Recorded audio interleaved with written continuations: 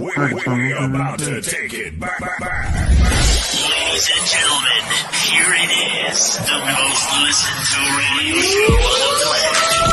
This station is now the ultimate power in the universe. Tony and Lee on the radio. Dr. Joe's therapy on the radio. The love got me going live on the radio. Two mics and the mind on the radio. Radio, turned up on the radio. Radio, turned up on the radio. Radio, turned up on the radio. Radio, turned up on the radio. Two nights and the mind. Two nights and the mind. Two nights and the mind. Two nights and the mind. What up? What's going on, everybody? Man, doing good. My glasses missing, so I'm on the blind side a little bit. I hate to go out in the cold and get my other pair. I don't know why I left my glasses at. Yeah, it's cold outside, but the lady still tell me that I'm hot. My wife just finished telling me how hot I am. Oh yeah. Sure she did neither. Oh, yeah. Y'all, that's right. I got the turtleneck on. I'm properly dressed. Hey, listen, I'm glad. After we seen them giblet, them rolls in your neck last week, I never feel better. You wear your turtlenecks from now on. Please. It doesn't matter. Listen, I was a critic of it, but now I can. Y'all see that? Says shirt. Ooh. Yeah, that's nice. I like that. That's it. Yeah, I like that. Yeah. Yeah, I like the shirt. I like that. Yeah, let's put them on the big screen. I like that. That looks nice, so the people can say, yeah. Tell the people where can they get one of those shirts from? Pay for it. Send us. I get them. I want to get a shout out to what's it? Well, I forgot printing. What's the name of it? PD Printing. Yeah, PD Printing. I can't remember. So they did these for us. You want to get one, please let us know. We will get with him on trying to get you guys one of these made right here. So you can have your own two mics, but you got to have. I'm on. Yeah. We appreciate that so much. Like the shirt. Yeah. So Very nice. I want to get mine in a turtleneck. Okay. I always want too much. You know what I'm saying? Cone will be cone. Shalom. Shalom, because a cone will be a cone. Ladies and gentlemen, and ladies. Oh yeah. What a week. Definitely appreciate y'all, everybody. Appreciate y'all waiting on us. I don't know why I usually typing a little message and everything, but I don't know what. Okay. Came up late, yeah. Oh yeah, we are here. We are here. It's cold outside. Super cold. Okay, it's cold outside, but I did hear it up north. It was 17 and negative, so I'm thankful. 23 negative in some places. Yes. Yeah.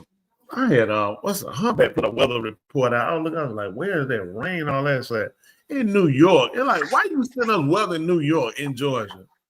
You know, there's only one weather lady who we trust. The man from Pensacola, Florida, the man went to Connecticut for 2 days, and all of a sudden now they call him New York. I'm so confused with this man. I don't know what's going on. Richard, that's a big question. How do we know where people are from? Are you from? We can't believe these people these days. I don't know where they come from. You know, I don't know where you come from, Dr. Joe, tell you the truth. That's true. That's what I'm trying to figure out, because I was born in El Salvador. I came Anquilla. She's from Anquilla, and that was she told me. You came here. What age were you when you came here? Exactly 9. So what do you remember at 9 years old that you remember nothing? Exactly. She's from Anquilla. I know what my whole life before 9. And when I first met you, I remember you saying, "Hello, preacher from Anquilla." I said, "Okay, then, good to know." Not know why she told me that. Now, where you saying you from? I said, "Hi, preacher." See what I'm saying? New Jersey. See, we all over. See what I'm saying? We all over the place. See, I don't know what's going on. I don't know if I'm from New Jersey or from El Salvador. Yeah. Now, if you put me in El Salvador, I'll be lost. I will know what I'm doing there. Oh. So, but I was born there. So you can't be from there. Then you told me you're from Honduras. Let me tell you. I'm not from Honduras. She's from Anguilla first. Then she told me she's from Honduras. I mean, I don't know. Then she said Guatemala. Not at all. I'm not from Guatemala. You know what I'm saying? That's what I'm saying. Every time. So when we get all these places mixed up, you got to understand. When I'm hearing these names now, I'm like, wait, was it Humpback supposed to be born? Now, I know the man came in. He told me call him Ajax because he was from Jacksonville, right? Then he told me he was from Pensacola. I'm just telling you what he told me. No, then he told me, he said, no.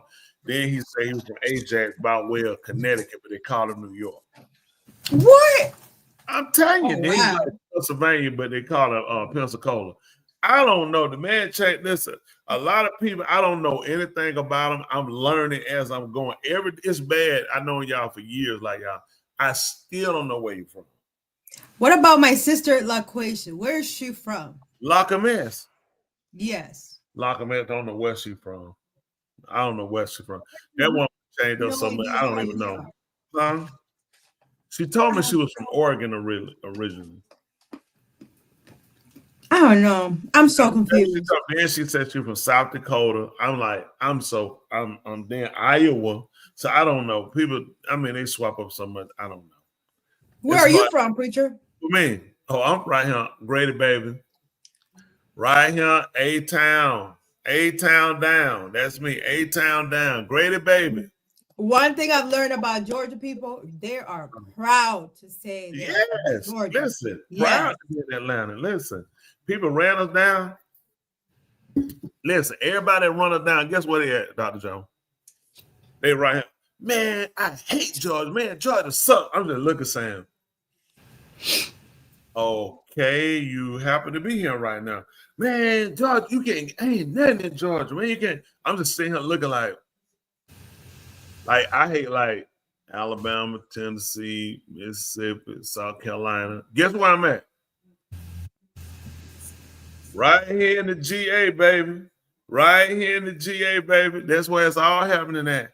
Everybody having to come to listen. Everybody look here. We got. I was forced to come by my pastor. There you go. That's you for. Listen, that's amazing. You see how that work out now? I see just how that works out. When she called me from Belize, right? I gotta get out of here now. You know what I'm saying? Shine is gonna be on top of it. I'm like, I don't know about the shine, darkness, or whomever.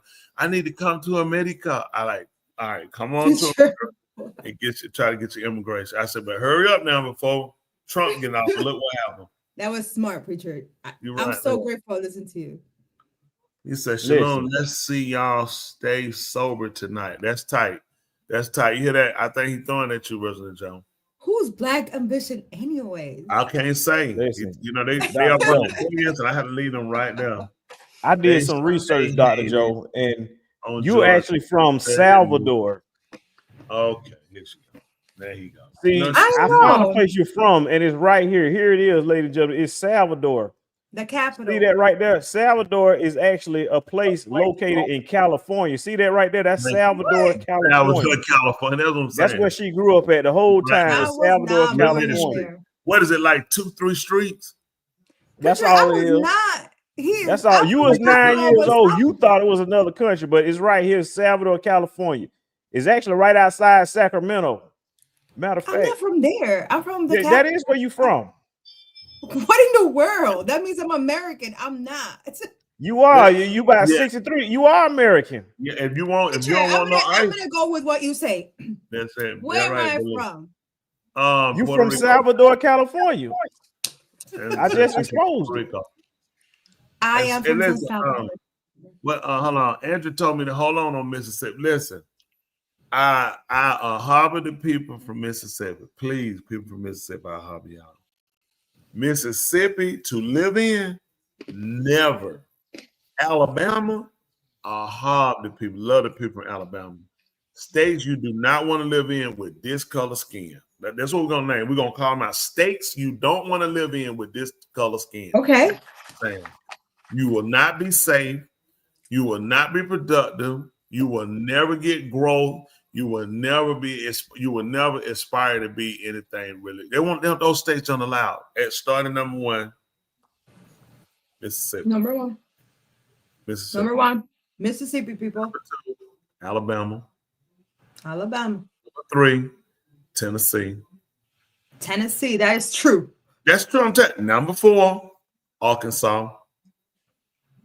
Number 5, South Carolina. Really? Wow. I'm sorry, not number 5. Louisiana. Number 5. So 5 Louisiana. And number 6 is gonna be South Carolina. Then we're gonna hit North Carolina. You hitting all the wrong states. No, I'm not hitting the wrong state. I'm telling the whole Florida. Tennessee is No. Do me a favor. Please tell me about people of color, as they call them, black, that aspire doing greatness in those states. Right here. He's on point. Okay, this right here is the map. Okay, what's the places with no blacks where they never subscribe? You got Idaho, Wyoming, Montana, I'll go Utah, West Virginia. Oh, West Virginia, you gonna get they're gonna kill you for free in West Virginia. Listen, exactly. That's the place where no black people we're not successful. The place I just named. That's what I'm saying. North Virginia is like the hills have eyes. Florida, we're just talking about these are neighboring states first. No.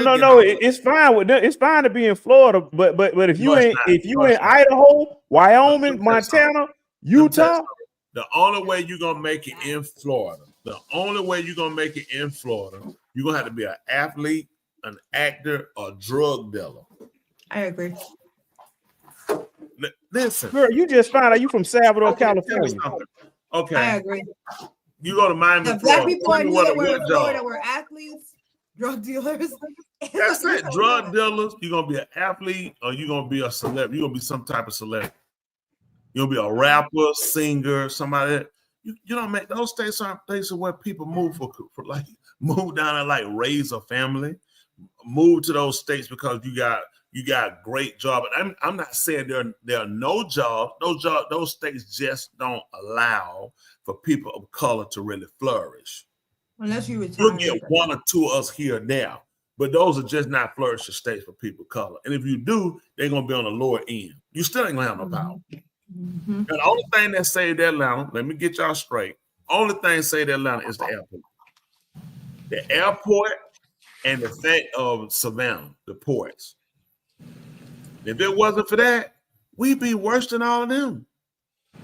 What is that? You know I can't see my eyes. What is it? So this right here says the 5 states with the lowest black population: Wyoming, Montana, Vermont, Idaho, and Maine.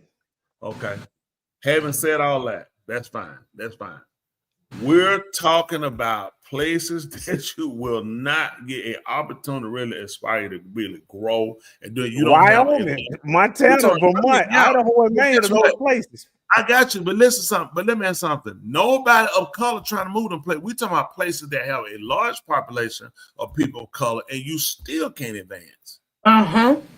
You still have a poverty level. They still live below poverty level. The education level is poor. Even Georgia, if it was, listen, for those of y'all that in them states I named, before you get mad at me, Georgia is struggling. The only thing saving in Georgia is we have the second busiest airport in the world. So because of traffic, listen, we're good for porting. When they brought slaves in, we have a major port with Savannah, whether people know it or not. They want to push cruise ships out of here. Florida is only for entertainment, for visiting. Florida is not really where you want to live. Nobody, why would you say that? Nobody with good sense wants to live somewhere you got to evacuate 2 or 3 times a year. That's false narrative of Florida. Florida's not like that. But let me just give you for the record. Florida is a peninsula. Okay. Again, they have to evacuate. Okay, now. Listen, you're a flat plate, no hill. The wind, water, white clay, and wipe you clean. Florida is the number 1 tourist state in the country. Tourists. Florida's number 1 economy is tourism. I just say no other state can say that.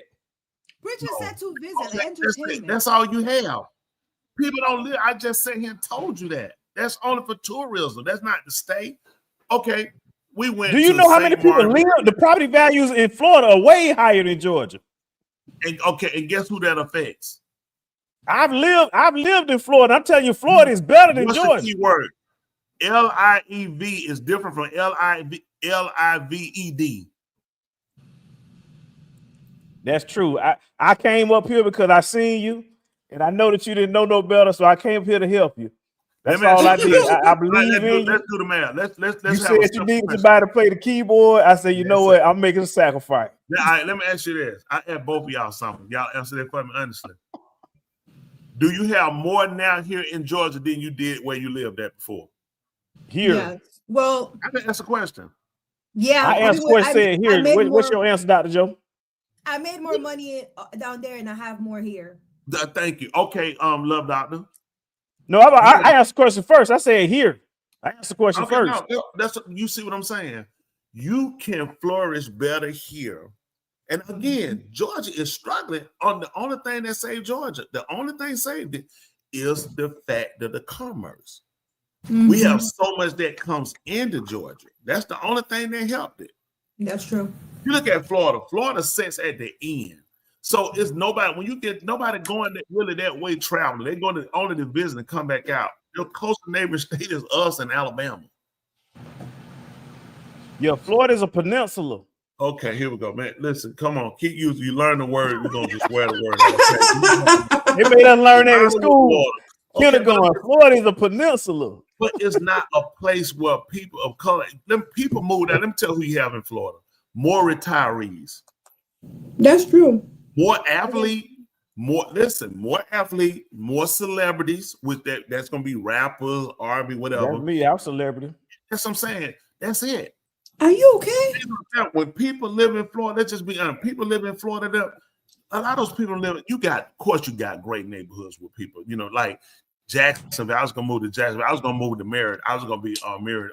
What's the Myriad? What's the name of that place down there? Starts with an M. It's a lot better. It's a better. Actually, it was either gonna be there. Was it Myriad? I forgot the name of the place. Or I was gonna move to St. Augustine. The places are dump. Jacksonville is a dump. Shannon Hospital is a dump. It's worse than Grady. You throw a beer can on the ground in Jacksonville, you come back 15 years later, it hadn't moved 1 inch. Nobody picked it up. The buildings are run down. It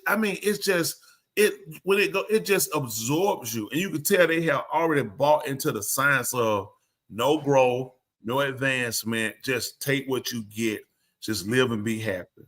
They give them some water, some dirt in front of it, and put some dirt 30 miles from them, and they're excited. Why didn't you move to Florida, Pritchard? I actually used to preach down there in Jacksonville. I used to go down there like once, twice a month. So I was gonna move to Jacksonville. Mm-hmm. My mother-in-law, the only reason why I stopped, we was moving down there. And she said, instead of you moving to Jacksonville, she said, why would you start? I was preaching, that's probably like 1999. No, 2000.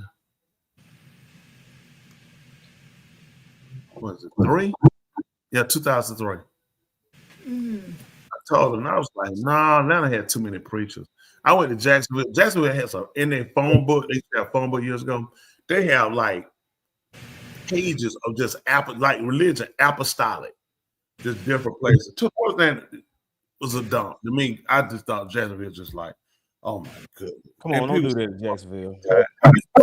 They still wear Jerry curl, 2025. You can't do that in Jacksonville though, preacher. I live there. Listen, you can accidentally miscategorize Jacksonville because you only go to one part of it. No, let me tell you something. It was Miami. You can't afford to live in Miami. It's the largest. Jacksonville is the largest city in the whole country. Land mass wise. That's all. That's what I mean. If you go to one part, you'll really like it. If you go to another part, you're like, this is horrible. Been over. I went to the beach. The beach is fine. I didn't. No, that ain't the part. That ain't the part you want to go to, preacher. You went to the wrong part. You should have called me. I would have showed you the part you would have liked. You should have called me. When I was trying to move down there, you were still in school. I didn't know. Not a minute. He was still in school. Well, you should have called my parents. We'd help you out. Yeah, bro, you sick. You are so sick. What I did, and this article backs up in what preacher was saying about Atlanta. It says Atlanta is the leader in financial metrics as it relates to the black population. And it also shows that the top 5 cities is Washington, D.C., Atlanta, Houston, and Dallas. Dallas? For in terms of economic opportunities for the largest Black population. And it says that all these cities right here are pretty much the best ones. So it does highlight Atlanta. So he's spot on with that in terms of economic opportunities, home ownership, education, employment, higher incomes, and in terms of Black professionals as well.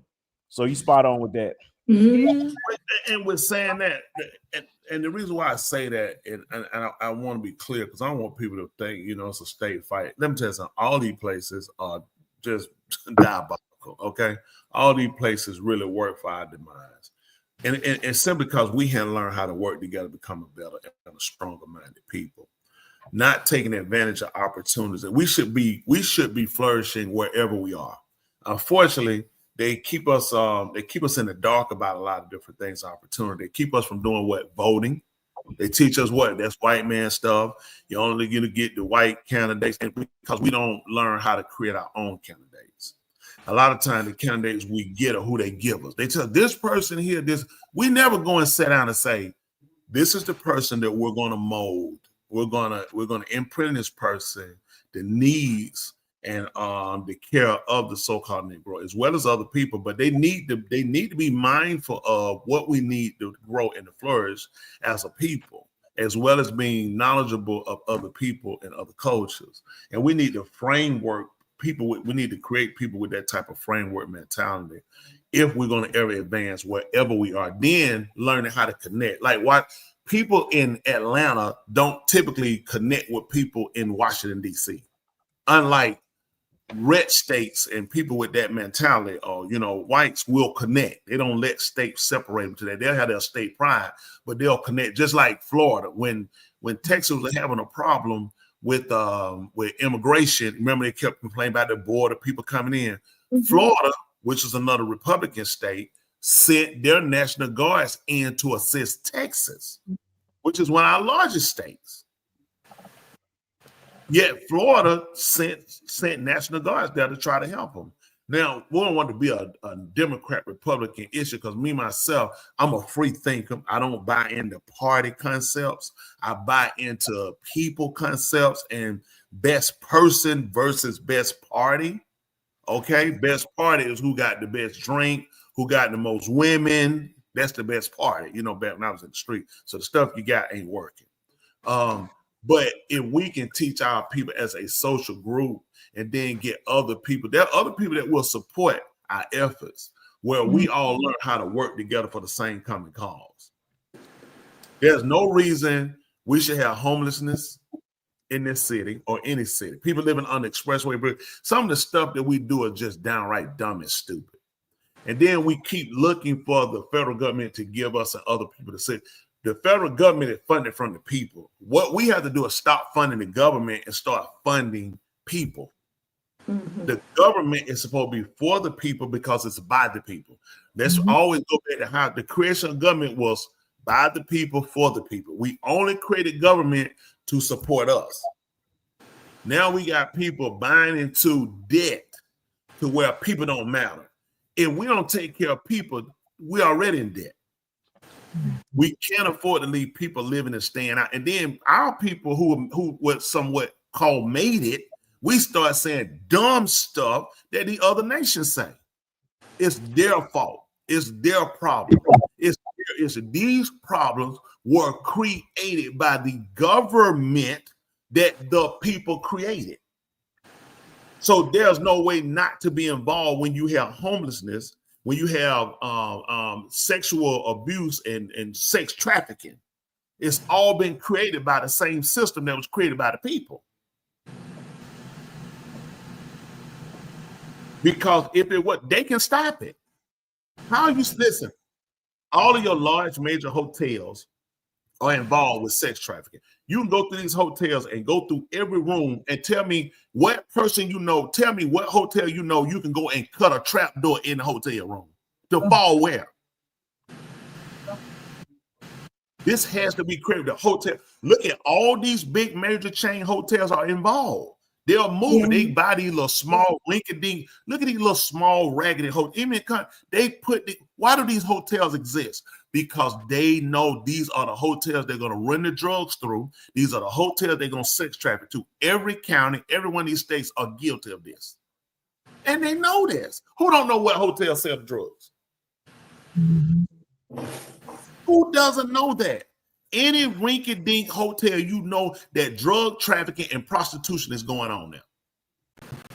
Yeah. The system allows it. And if we don't educate our people, I know I kind of went off, but I just kind of, it frustrates me when, like, I'm naming states that all of us can agree on. The education level is poor. The wealth gap is too far.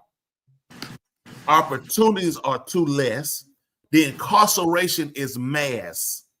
Look at what states are mass. They're all going to be heavily dominated, quote unquote, black states, cities. Mass incarceration. And we know this, yet we don't do anything to correct it. We still pants-sagging. We still rapping. We still shooting each other. We still horning, clubbing, and still getting weed and butt injections. And we dying. And it's sad that we know it and they know it. It's bad when you recognize your own demise that they already know, and yet you won't change it. Mississippi, Tennessee, South Carolina, Arkansas, Louisiana, Georgia, Florida, all of us ought to be ashamed of ourselves. We're heavily populated with people of color, yet look at the damage. Our kids are suffering in masses. Our kids can't read. Same state in whiter neighborhood community, the schools are flourishing under the same government.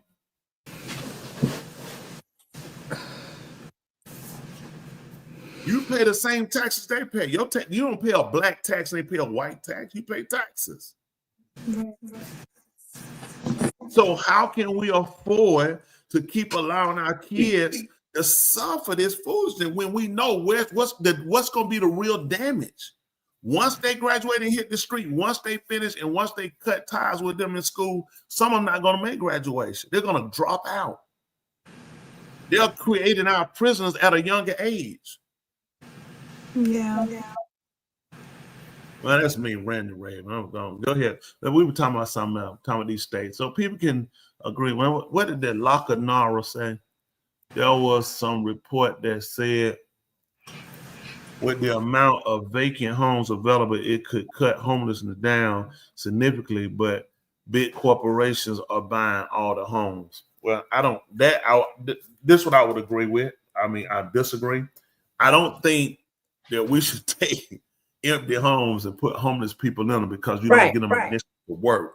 I think we should build, if we can build prisons, we can build centers where we would take homeless people in, right? Every day you will get out. But this is what this will be my plan. Okay. First of all, every day you'll get up at 6 o'clock a.m. You will shower every day, every night. Okay. You will go to work. You will go to work for the city, for the county. You will be cleaning. You'll be picking up paper. You'll be roll clean. Listen, you're gonna get taught a trade every day. You will work. That's it. Listen, if you don't work, if you're not mentally ill, handicapped, something gone missing off your body, you're going to jail. Guess what you're gonna do when you go to jail? You're going to work. Mm-hmm. See, you gotta get people to see, why am I working? And when I pay you, you're gonna be paid pennies. You know why? Because I want you to use this mental. I want you to say, man, he must think I'm a fool. I'm going to work every day for pennies and live like that. I can go to work and make more money and take care of myself. You know what I'm going to say? Who taught you that? Where you get that from? See, you got to make them think they're smart. But I will not pay you no full week salary. No, because I'm having to house you. But I get you off the street and I'm making sure now you're becoming productive. This will not work for every person, but a lot of these people just need opportunity. I teach them lawnmower. You're going to learn how to fix them, repair them, how to drive them, and how to use them. Same thing with weed is. When all these Mexicans been deported, we gonna need them. But you can't stay on our streets. Yeah, we can't have. Why will we let you sleep on the city street? I gotta walk in the street because you sleeping on the sidewalk. Hundreds of y'all with tents on the sidewalk. Disgrace. Where was this in the 70s, Tula? Where was this in it? When you ever seen this in a? When do you remember ever going out and people? You would see a homeless person, a bum. You say I seen a bum, not I seen bums. Homeless people. The whole sidewalk is taken up. Never seen it before. The system that we all created is now devouring us. Anybody with common sense will know if you stuck your hand, let me say something. If you had your hand in a blender, I don't know, some type of grinding machine, and your hand started getting grind, it was on, what would you do? Take it out. Yeah, cut it off. You would stop it. That would be the first common sense act you would do. You wouldn't keep shoving your hand in the grinder, would you? You'll be trying to pull it out. Why are we still in the system when we're being ground up? You tell me we only got common sense when it comes to something like that, but we're not looking at the system that was created by the people is grinding us up? That's me. Go ahead. We'll talk about something else. But Preacher, you don't think that a lot of these people in this stuck in that system have been brainwashed and are kind of in a hole and can't get out? I'm sorry, say that one. You think that who in the hole? Like these people that are in this type of systems where eventually end up in jail, homelessness.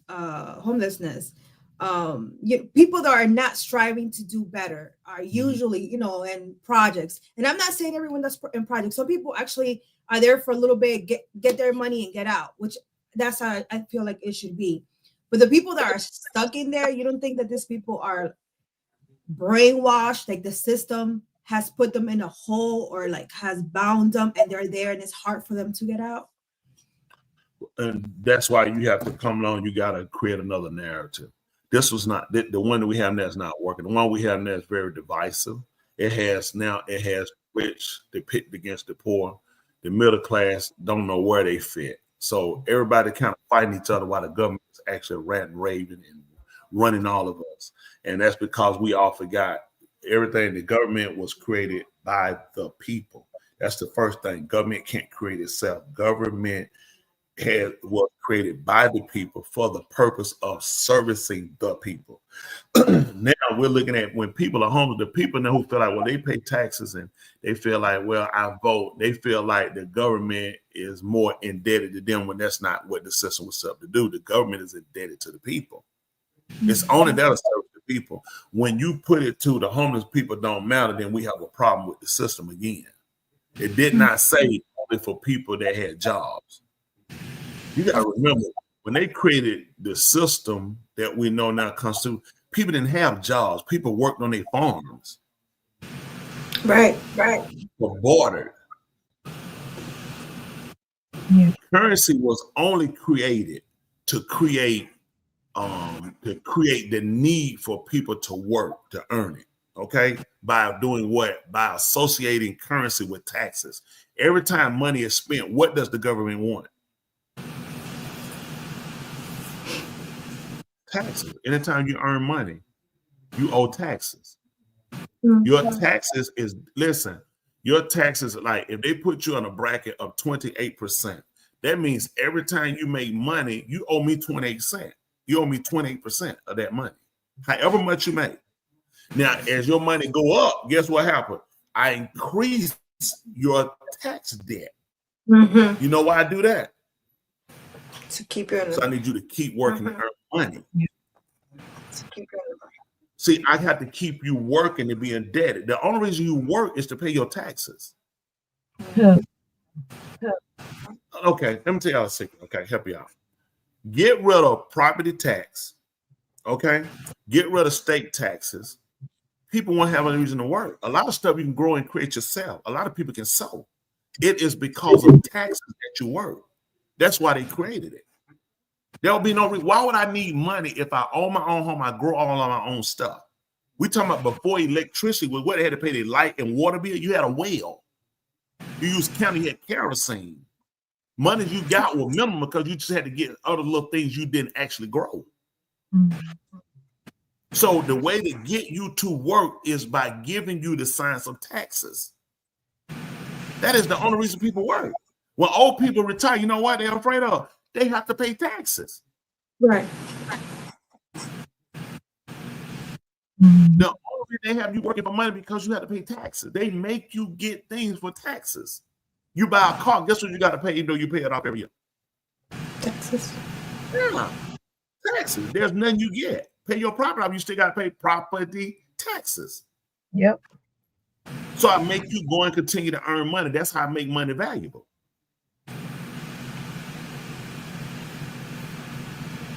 The system is bigger than what people know. I keep putting out, I put onto it. People don't respond because people are really not thinkers.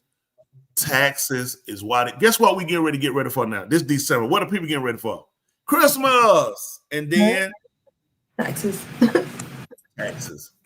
It's like that's what everybody will be running from January to April to try to get done. It's like a constantly.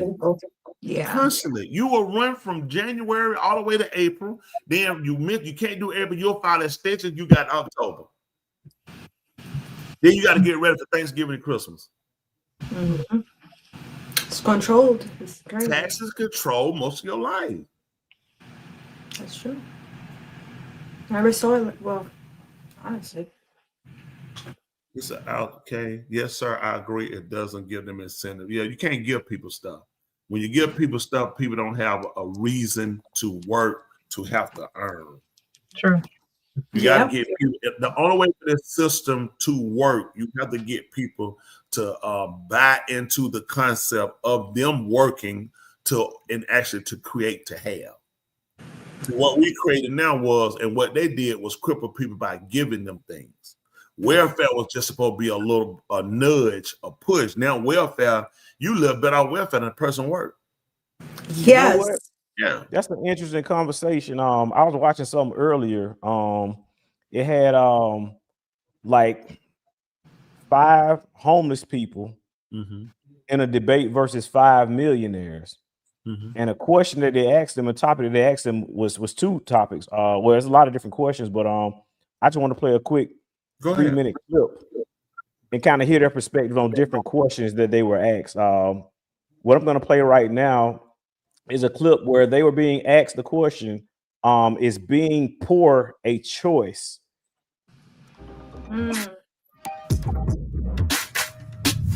Being poor is a choice. Step forward if you agree with the prompt. So those are the millionaires, and those are the homeless people. Well, I currently am poor, very, very, very poor. And it might not always be their choice, but I do believe it's a choice. Absolutely. What do you mean by that? That's not their choice. Elaborate. Some people wind up in certain situations illegally in certain ways, or some parents don't do certain things that they should, but whatever. But I believe it is essentially, if you're not going to get out and get it, then you're choosing not to. Valid. I have a follow-up question for you. Why do you think they choose to be poor? Because it's hard to build. It's hard to build something, and it's scary to build something. And there's more excuses. There's more excuses than there are solutions. A lot of times, the reason someone's poor is because of they lose here before they lose anywhere else. Because we all have the same amount of time in a day. I know it sounds cliche, but it's how you're using that time. So 100%, if you're spending your day and you're not choosing to be productive in any way, it could even be as simple as getting a job or working, saving some money. I think that's how you stay poor. So especially in the 21st century, when there's thousands of ways to get out. Yeah. Yeah, you can get it with AI. I mean, I would say if you're under the age of 18 and you're a child, but after the age of 18, everything beyond that point is it's your choice. I believe that if you have a mental disability or a physical disability, that obviously you're not in the same playing field. More likely you are going to end up in poverty. But if you don't have any kind of disability, then there really kind of is like no excuse for me, I feel like. And if you work hard, go to school, put yourself out there, commit, I feel like you should be successful. I think ultimately being poor is a choice, but there's a ton of nuances. If you look at Mexico, for example, it's like 130 million people. It was like 55 million of them can't find like adequate housing.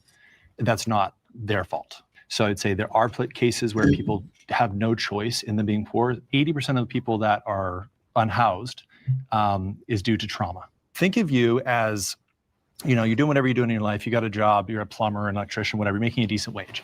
And your wife and kids, they're coming home from a soccer game, semi-truck T-bones them, they die. That would be such significant trauma that could really easily lead to not wanting to work for a little bit. 80% of Americans are living paycheck to paycheck. So if you can't go back to work, or you don't have a community and a support system in place that can help you get through that and the capital to get through that, it's a pretty fast domino effect from you're missing work, you're missing rent, you're in a shelter, you're on the street. And if it's that type of trauma, the fastest way to get out of it is going to be a substance. The lack of trauma being addressed is the biggest contributor to the unhoused crisis that you guys have. I kind of disagree with that because I know you said trauma causes it, but I think trauma is also subjective, right? Like there's like the parable about the two brothers where their dad was an alcoholic and then one grows up to be an alcoholic and he blames his dad. And there's the other brother who he grew up, became successful, didn't touch alcohol. They ask him why, and it's the same reason. The same trauma, but it just affected each one differently. So trauma or things that are out of our control may contribute, but I still don't think it changes the fact that being poor is a choice. I come from Russia. So in Russia, it's a very tough mentality.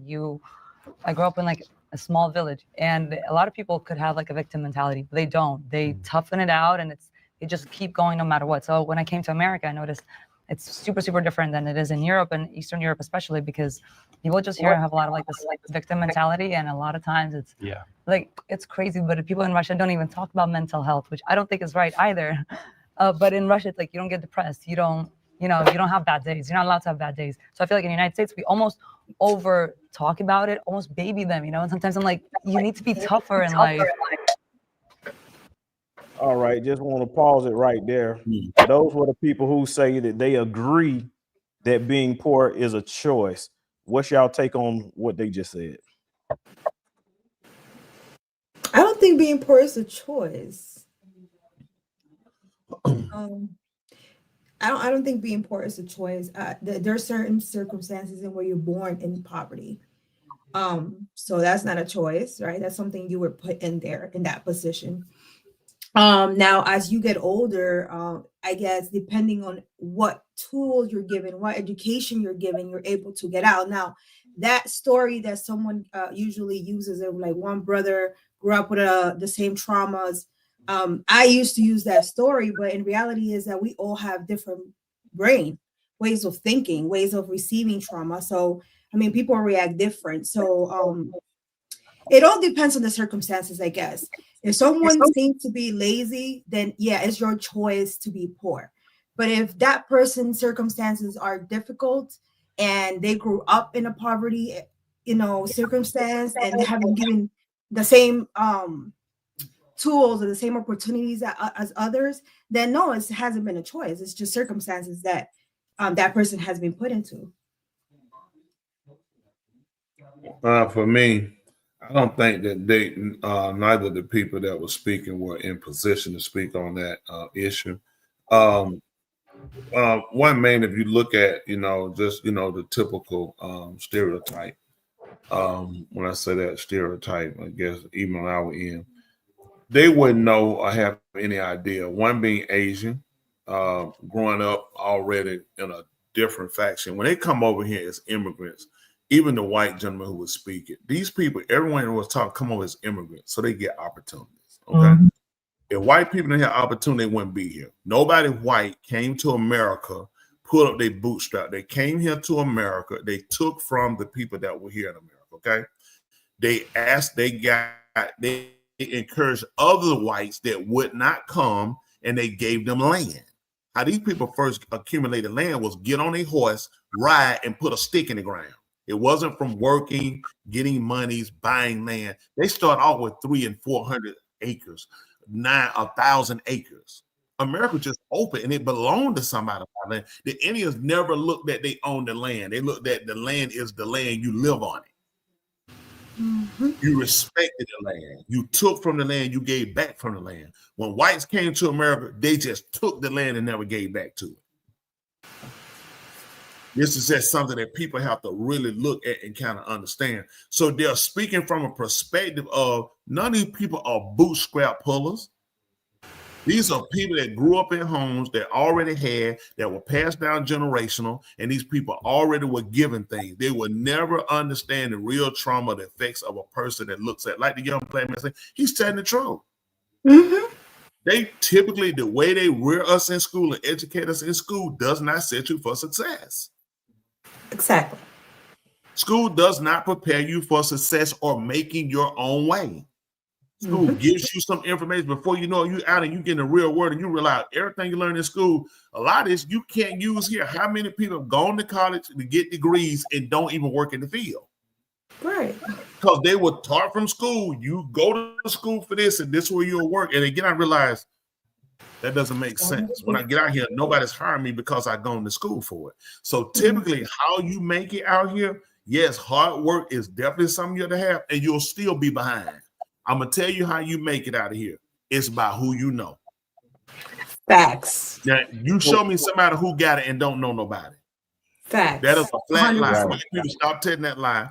That ain't how you make it because you worked and you got it. You made it because of who you know. They have those job opportunities because of who they know and who they family know. Yes, sir. Yeah. And what I want to do now is because they asked the people how many agree, that being poor is a choice. Now the people who disagree with being poor, now they have a comment and they're going to share their perspective, but that's about 8 minutes long.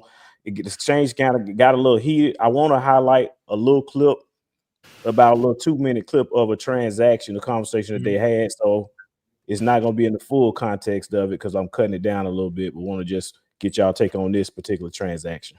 And so no hard feelings. Yeah, I think with the exception, maybe I'm not well. So I don't want to speak on your position specifically, but for everyone else, I would say yes. So I mean, as respectfully as possible. Yeah. So working full time, going to school, being a single parent with sole custody and placement on my daughter, doing everything right that I'm supposed to do.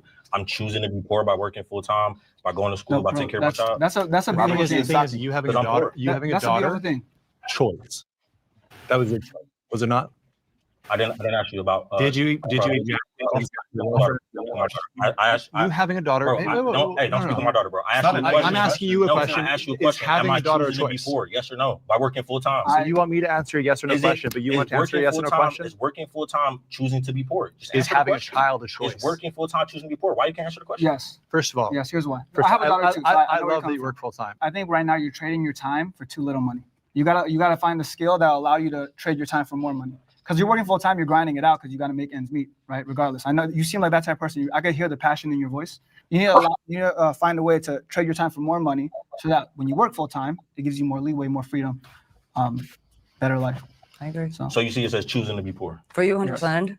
For her, no. I don't know if maybe you've battled with drugs. Maybe it's giving you like a mental, maybe some kind of mental setback too. Because I know how hard it is to be sober. So. I just if you think drug addiction, if you look at anybody on the streets right now, screaming, talking to themselves, that was me. And it's just beyond me thinking that you believe, or some people believe, that they're choosing that. Capitalism creates homelessness. All right. Just wanted to put that little clip in particular where, a guy was alluding to, hey, well, you chose to have a child. Are you choosing to be poor and stuff like that? What's y'all take on those transactions? It's the common stupid comment. Stupid.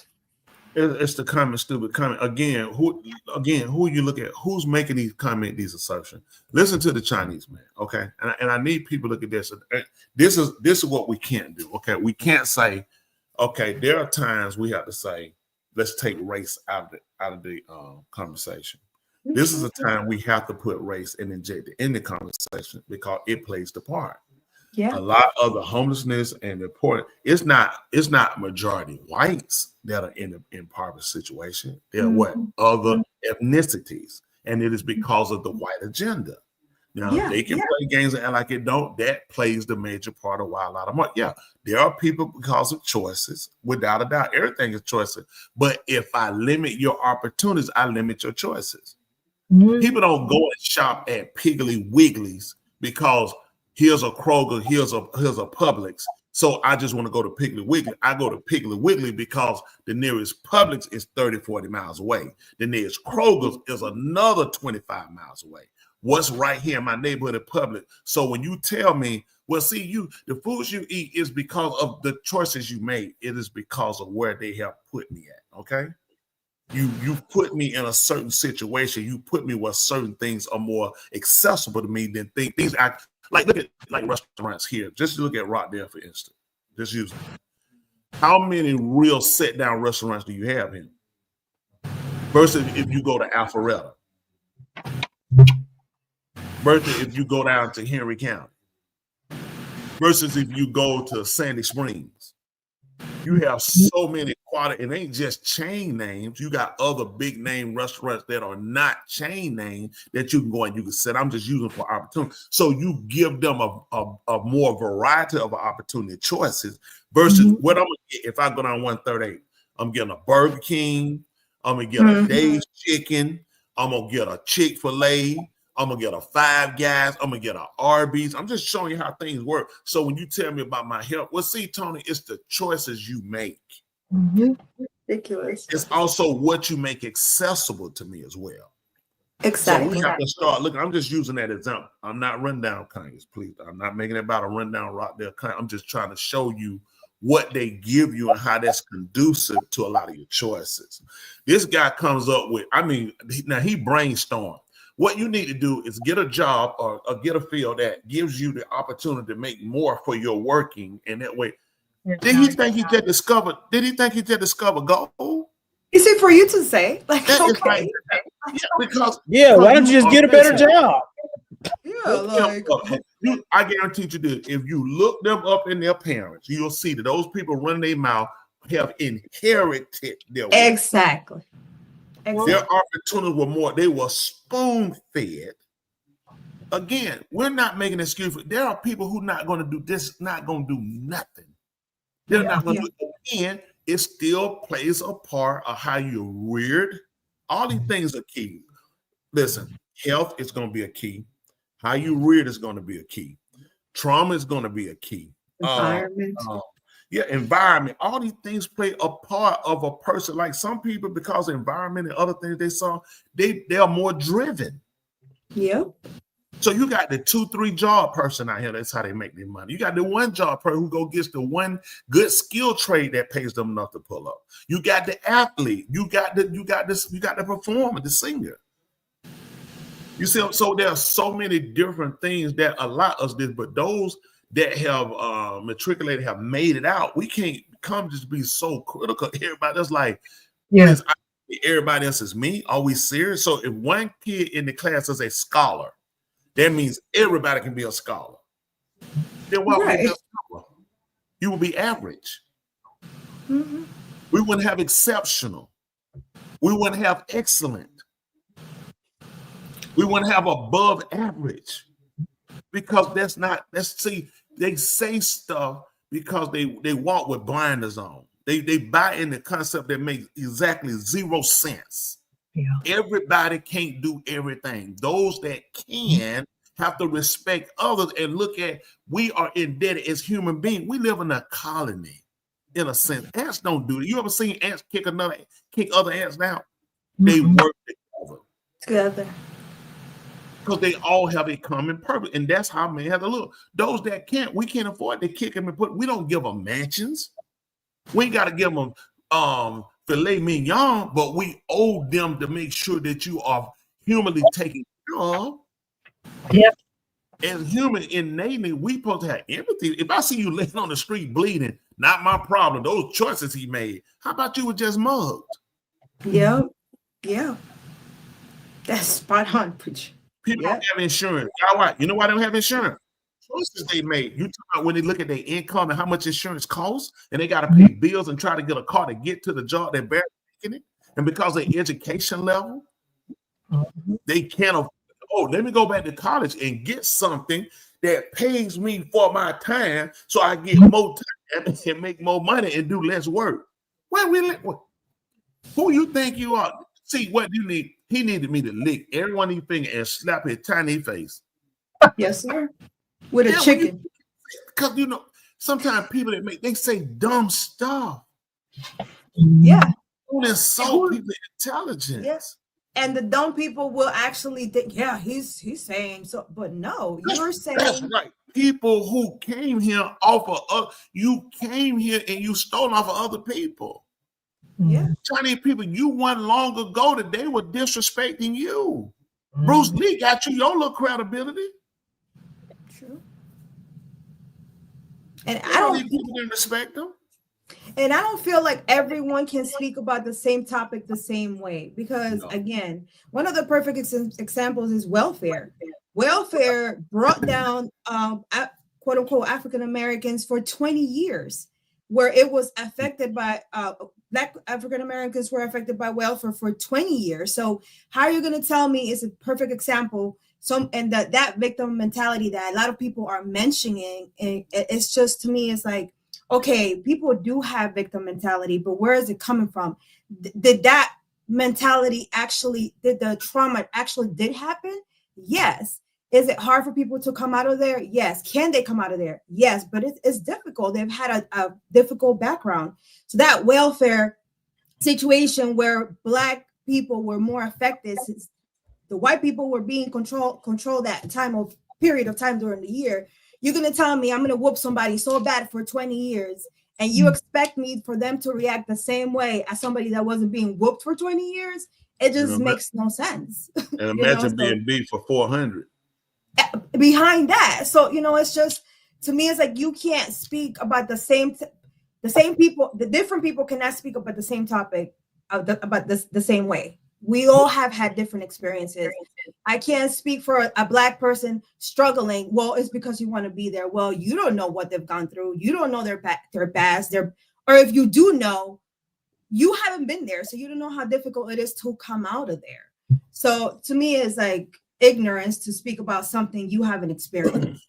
Yeah. I just kind of sit here thinking about, I know people say, it's teaching hate. It's not teaching hate. We can't ever correct anything if we don't communicate to express what it is we feel or what it is we're dealing with if we're ever going to get change and not just cover it up as some believe. Don't put it in a book, don't discuss it in school, but yet we're still harboring it. Just like during slavery. The premise of slavery to when the slave would escape. Do y'all remember what they would do from what you've heard or what you've read or watched when the slave would escape, when they would catch them? Do y'all know by chance what they would do? What the slaves would do? What the slave master would do? Oh, whoop them. Whoop them. You remember what they would do when the slave wouldn't do something they tell them to do? Whoop them. Welcome.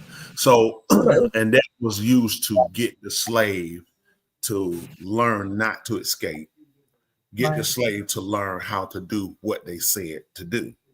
Then they tell us that slavery really wasn't bad, correct? Mm-hmm. So how is it today when a parent of color wants to whip their kid, not with a whip, not tie them down, it's bad? Because the kid won't do what they tell him. How about when they want to whip the kid because the kid will not stay home when they tell them not to do, so tell them to stay home, not tie them down, not beat them and open their back like a hot link? It's bad. But slavery wasn't bad, and you did it with a whip, and you cut limbs off, feet, hands. You see what I'm saying? Starved them. Yeah. But then see. When they talk, I don't think they really pay attention to what they say, because it's really hard to match this concept of me disciplining my kid because my kid won't do what I tell him. My kid won't stay home, but now this is illegal and this is child abuse I'm hearing. Mm-hmm. But when you beat a man, a grown man and a woman, till you open their backs up, till you drag them and beat them because they would not do what you say. They were your property. You took care of them. And yet you said slavery wasn't bad. Somebody need to explain that to me. No. I need to call that which lie we gonna tell. Yeah. Are we going to say that the parent that disciplined their child needs to be in jail, incarcerated in prison for child abuse, for whipping their child, but yet white people who beat blacks and hung them and drugged them, maimed them, should be forgiven because slavery wasn't bad? Makes no sense. Which lie you gonna tell? See, they don't want us to use a form of discipline to keep our kids out of their hands. Yeah. But they use a harder form of discipline to keep us in their hands. Which lie are you gonna tell? That's crazy. Tell me the logic in this. Just If none. you're a child abuse, you need to go to prison. Beat a man or a woman, a free man or woman you captured, and it's called your property. And it wasn't that bad. Says the person who invoked the punishment, not the person who received it. I'm yet to get the slave to say it wasn't that bad. Which lie are you going to tell? If we don't have these conversations to correct them and get each of us need to be able to see the other person's perspective so we can get to a common cause of, so we can get what's called a solution. Because we got to move from where we at. We can't ever move if we're not going to address it. Yeah.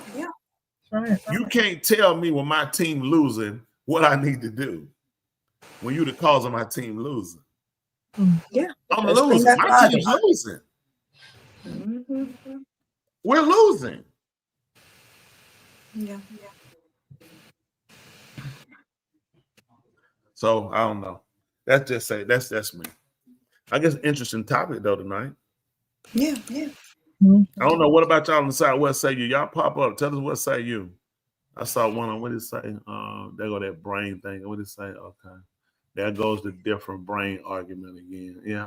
Well, the different brain argument is with the different brains. We all know that, we all have brains, but the way we think, the way we're wired is different.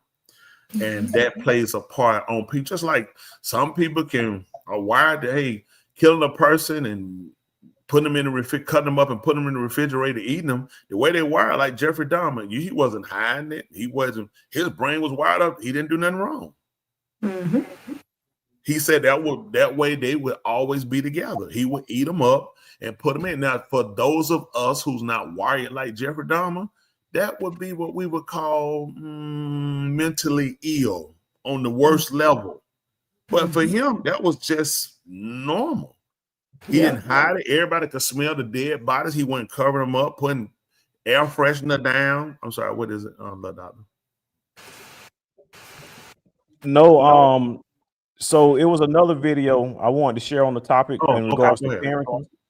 Okay. It was along the same topic. You were parents, and I didn't want you to shift too far off the parenting topic. I wanted to play. It's about a 3-minute long, but what they basically have, I think they have about 8 parents, and they're asking the parents, do you think spanking is good? Do you think spanking is bad? I want to play about 3 minutes of it and get y'all take on the responses of what they're saying. Spanking your child is an acceptable form of punishment. What? I don't want to get involved at all. Yeah. Do we have to? We don't have to do it at all. I don't even want to stand back here. We don't have to, you guys don't have to participate in the conversation whatsoever. But is it going to show our position, like standing back or sitting? We do see you guys in the background, but we just want to hear his perspective, and people can walk forward. But if you don't want to participate in the conversation whatsoever, you don't have to. Well, yeah, so I'm kind of saddened that nobody else walked forward because do I think it's an acceptable form of punishment, but I think it's one of the best.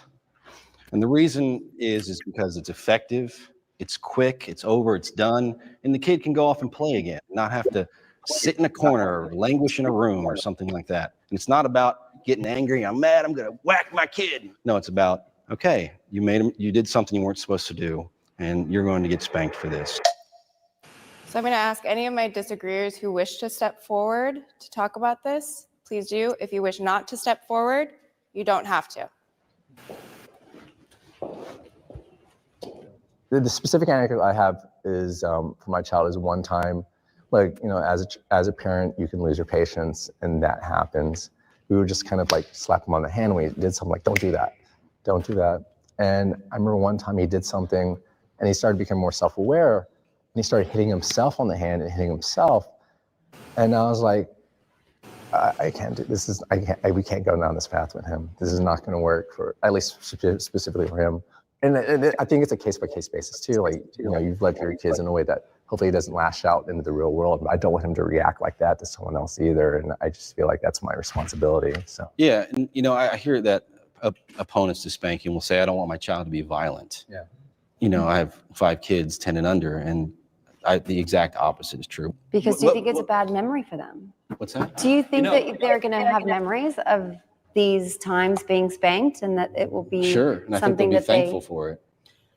I would do, because I would be lying if I said I never have spanked my child. Of course but I don't feel good about it. Yeah. Don't you want to raise your child to not want to do things because they feel as if they'll be a better person, not because they're going to be punished for it? Yeah, both.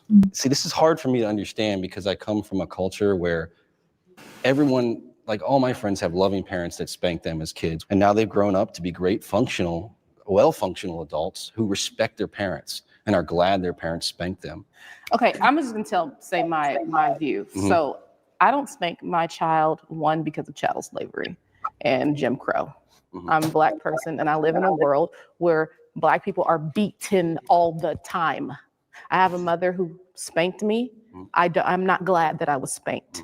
I respect her, but I'm not happy about that. Also, the same thing with the people who are like, I was spanked, I came out great. They usually have like anger issues. They're violent. They whip their own kids. They probably need therapy. Usually they don't even realize how emotionally fucked up they are. Well, you got to understand, parenting is more than just I spank or I don't spank. If you're a terrible parent and you think that spanking is going to fix your kid, you're wrong. I sometimes. All right. What's y'all take on that little transaction right there? The white guy's on the front. I like the white guy. I'm with him 100%. I think the little black girl need to go back to slavery. First she come out and she got a mental problem. How you still hate it? She the one got the mental problem. She worse than the other two. The other Chinese talking about, I spanked my kid. Your kid has a mental disability, okay? Your kid walk around hitting himself. Your kid, you probably need to get your kid checked. Due to popping his hand from doing something wrong. Listen, in life, we have consequences. If you do well, you receive for it. If you do, let's see what happens. So that's what it teaches them. Why did I get the punishment of to get the corporal punishment? Because of what I've done. Why am I not getting corporal punishment? Because of what I'm doing. So you have to have something to associate with. These aren't just our practices. These are what they would call biblical practices. When man did not do what he was supposed to do, man was punished. Even to be stoned to death. So now you want to come along, and since we didn't make ourselves and we were made by the Creator, so now let me get this straight. He is wrong. The writing from the Creator said, don't withhold correction from a child. For if you beateth him with a rod, he shall not die, but you shall deliver his soul from Sheol, that they translate as hell. Now you take beat and say, that's amazing. You know, beat is bad. You know what happened? Me and you played basketball. You know what happened? Little doctor, I beat you. That's a bad thing. That was abuse. Don't say beat. The sport of beating's bad. Don't put in a recipe to beat no eggs. Yeah. Everybody needs to know there is a level to discipline. Yeah, that's it. You shouldn't be tearing open no skins. Kids should be left not breathing, legs and arms broken. Right. Mm-hmm. You need to have a class. I'll teach it. Yeah. This open hand, lick fingers. Shut up when I'm talking to you. Wow. Isn't that right? And put a mattress up so when they hit the mattress, they bounce back. But no, they need to know how to listen. You know, this you ran your mind. They tell you to shout. Shut up when I'm talking to you. Y'all, did y'all parents ever slap y'all? No, never. No, they ain't never slapped me. You should have. You mean like in my face? But exactly. No, they never slapped me in my face. Did you ever get slapped, Joe? Yeah. Yeah. Sometimes you were talking when you run your mouth. They tell you, they ain't hit you hard enough, not no teeth or bleed, but they tell you shut your mouth. Shut your mouth. Well, you know, been. Well, I guess if it's an open hand, then that means they love you. But if it's a closed fist, that means they hate you. That's not a slap. How you tell my That's boy? a punch. I told my boy, I said if I it's rules to domestic violence. You got an open hand mean that you love them, but if you close your fist, that's just hatred. My boys will tell you, I told them, I said, if I ever ball my fist up to hit you, I told them to run. I told them, I said, I'm trying to kill you. Oh man. There's never reason to ball your fist and hit your kid unless your kid trying to fight you. Now, your kid trying to fight you, all bets off. Yeah. So where do you find the balance? You're a parent, you're frustrated, you're heated, and I'm pretty sure every parent has probably went to that point where they went a little too far and they probably look back and regretted to say, you know, I'd have made some adjustments. What's your advice to parents to make certain that they don't go overboard, you know, straddling that line? First key is to keep from going overboard. First, most valuable part and key. You want to hear this? Start early. Typically, when you get to a point that you start going, it's because you haven't done. Mm-hmm. When you don't start in a disciplinary home, you let stuff go too far. And then when it's time to correct, it's too heated, it's gone on too long, and you let too much happen, and now your reaction is explode, and it's a problem. Yep. So the problem ain't how much discipline you use, it's the fact you hadn't used enough coming along. To like you whip correctly when they're little. As they get older, you shouldn't still be whipping. Yeah, right.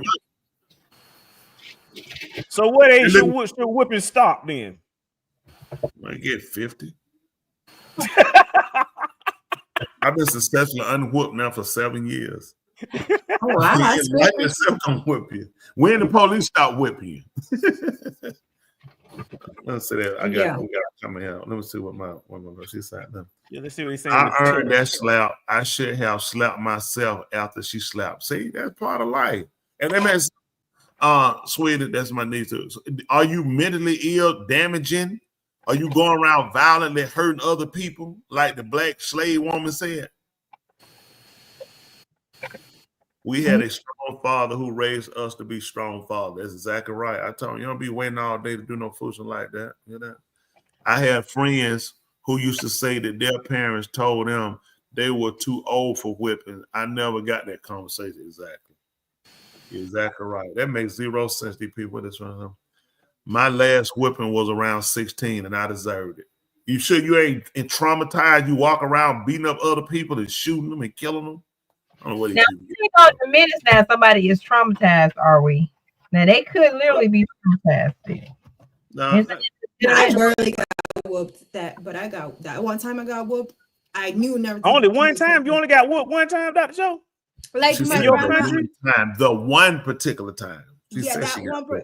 It was over. I knew not to ever push a button, even try Started to. at 2 years old, stop at 18. That's right. Start at 2, stop 18. 1. Whenever they start doing something, you tell them they don't get it. You go pop, look, stop. This appeal time. She's I'm not traumatized. I know that right. Father never whooped me, but man smoked me. Mom smoked me. Oh, mom. I thought I said M-O-M. Yeah, he said mom smoked. Man, you got a good. Well, I don't know what's wrong with your dad. I needed that dad. My mom, my grandma, when she would like hit me, it was fine. I'll get over it. But one time my grandpa hit me, it was over. World just keep. That's right. You hear that? She said, I'd rather get whipping by my parents versus this world. That's right. My parents stop this. Just keep going. Yeah, that's the truth. That's true. He said, I was slapped as a child, but I knew I was doing wrong. Though. That's exactly what that's all of. Yeah. Parents don't, what this I don't get right here. A parent just hitting on their kid to be hitting on a kid, something wrong with you. That makes no sense. They just be sitting around just hitting on your kid. It still surprised me that preacher didn't get a lot of whippings, but he was able to get away with it. Hold on. It still surprised me that preacher didn't get a lot of whippings, but he was able to get away with a lot that they didn't know till he was good and grown. That's right, but I'm whipping taught me you don't get caught. Oh, you didn't get a lot of whippings, preacher? Yeah, I saw not my dad. My daddy probably ain't gave me 10 whippings. Are you serious? No, man. Oh, that's crazy. Man, that man kill you. That man ain't got time. Let me tell you something. You only got 10 whoopings? From my dad, I probably got that many. Probably. You can actually count them? Man, I thought you was a G. You ain't no G, pre. I thought you was a G, man. Come on, man. Listen, I'm gonna tell you something. I understand that. Come on now. Listen, some things you catch on to and you realize. Y'all ain't serious. Some things you catch on, you realize too. This man will kill me. That's what this man means what he said. That man kept me to where he ain't had me and him gonna have no back and forth conversation. That man again, that boy, listen. That man said, I'll bust your snot knot. He said, I'll bust your head just as sure as I'm bone Henry Grader. He be thinking, what does your name have to do with your busting? Yeah. You know what I'm saying? Like, why do you associate your name with busting my head open? It's like, what is it? We don't need to do this, sir. I understand. Man, he whipped it away. That man hit you like that man hand be like that man. No. But listen, everything 10 whoopings, I get that in 1 year. That's nothing. That's because your parents are not. Yeah, what are you talking about? My grandma will kill. Come on, preacher. Come on, 10 whipping. That's like 1 whipping every year and a half. And let me tell you something. I'm gonna tell you, your dad did not whoop you that bad though. Nah, he ain't whooped you bad enough. Cause you kept coming back. No. I'm just saying though, the way you talk, I just knew you put some time in. You know what I'm saying? You talking about 10? I'm like, 10? Come on, man. I had 10 whippings by the time I was 4. You enjoy those whoopings. That's how I know it wasn't bad. That's what. See, you demonic. You was a little demonic kid. No, it's called processing consequences. I specifically remember as a child, I really had difficulty with processing consequences. I had a temper, so I would initially react. When I'm in school, I would initially react instantly, and then after I react, I think about the consequence. Like, oh, my parents told me don't do this. Oh, that's right. The principal told me don't do this. Oh.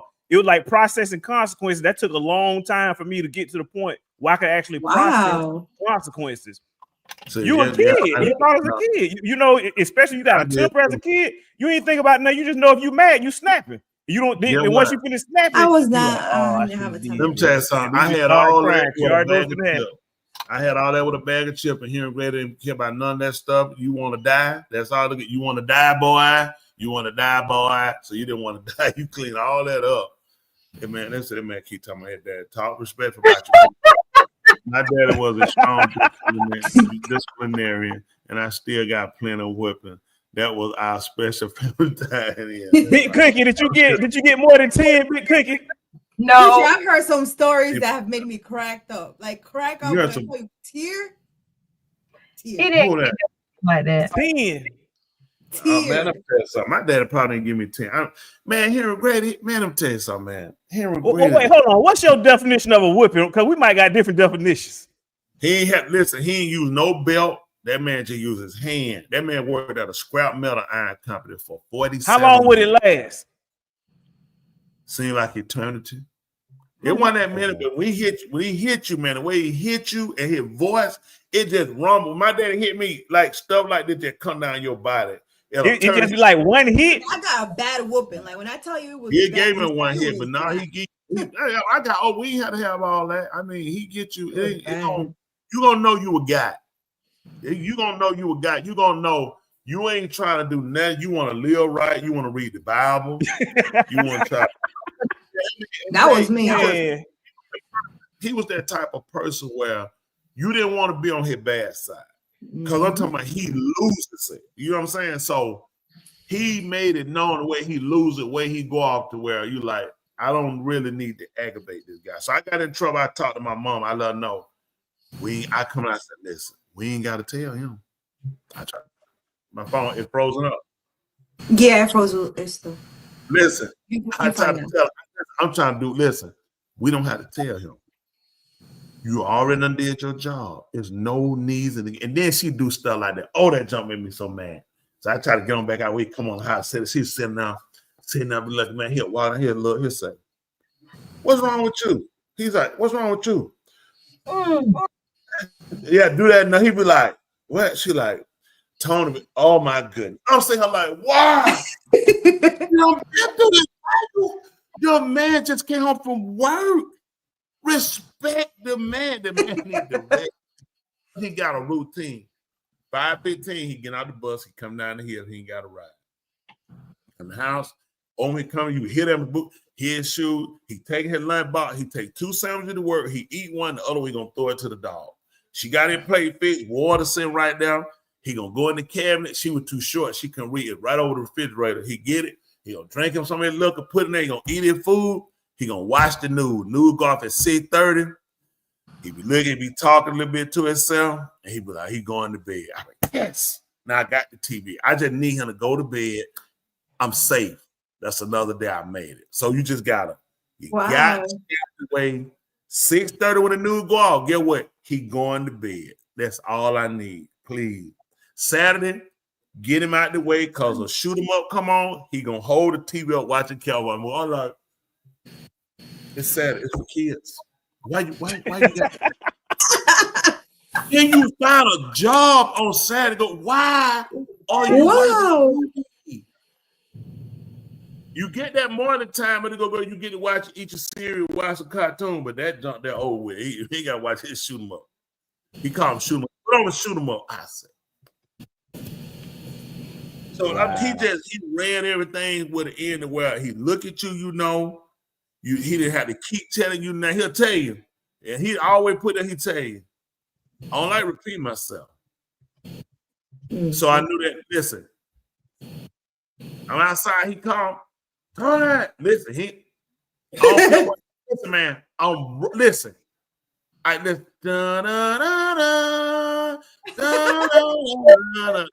Listen, I'm flying because he'll tell me. I don't like repeat myself. So I had to learn to get everything the first time. That's why I'm a preacher. You learn. When I know how he worked, and then I learned Yahuwah is like 50 gazillion times stronger and can go on work. That's right. Listen, I don't want you to repeat yourself either. What is it you need me to do? This stuff these kids do now, 50, 11 whippings. No. We couldn't do that. Put it in there. She said, there's no way I could count my whippings. LOL. I thought you played basketball. You were daddy's girl. Exactly. Your mama, your daddy. I'm with her. There's no way you should be able to count them. The fact that you can count them, you weren't serious. My dad was Molly Walk. I'm trying, man, I don't know. These people, listen, it depends on what the whipping do to you. It did something for me. He said, help me out. Look, Big Cookie beat your record. He say 10, man, please. I don't know how he got all that. That probably his mama. Hold on, who is that right here? Why did you continue to act wild knowing your dad would kill you? This answer may help me with these kids in this school system. Let me tell you what happened, man. I don't listen. I'm tired. Sir, it's wrapped up in Manigma.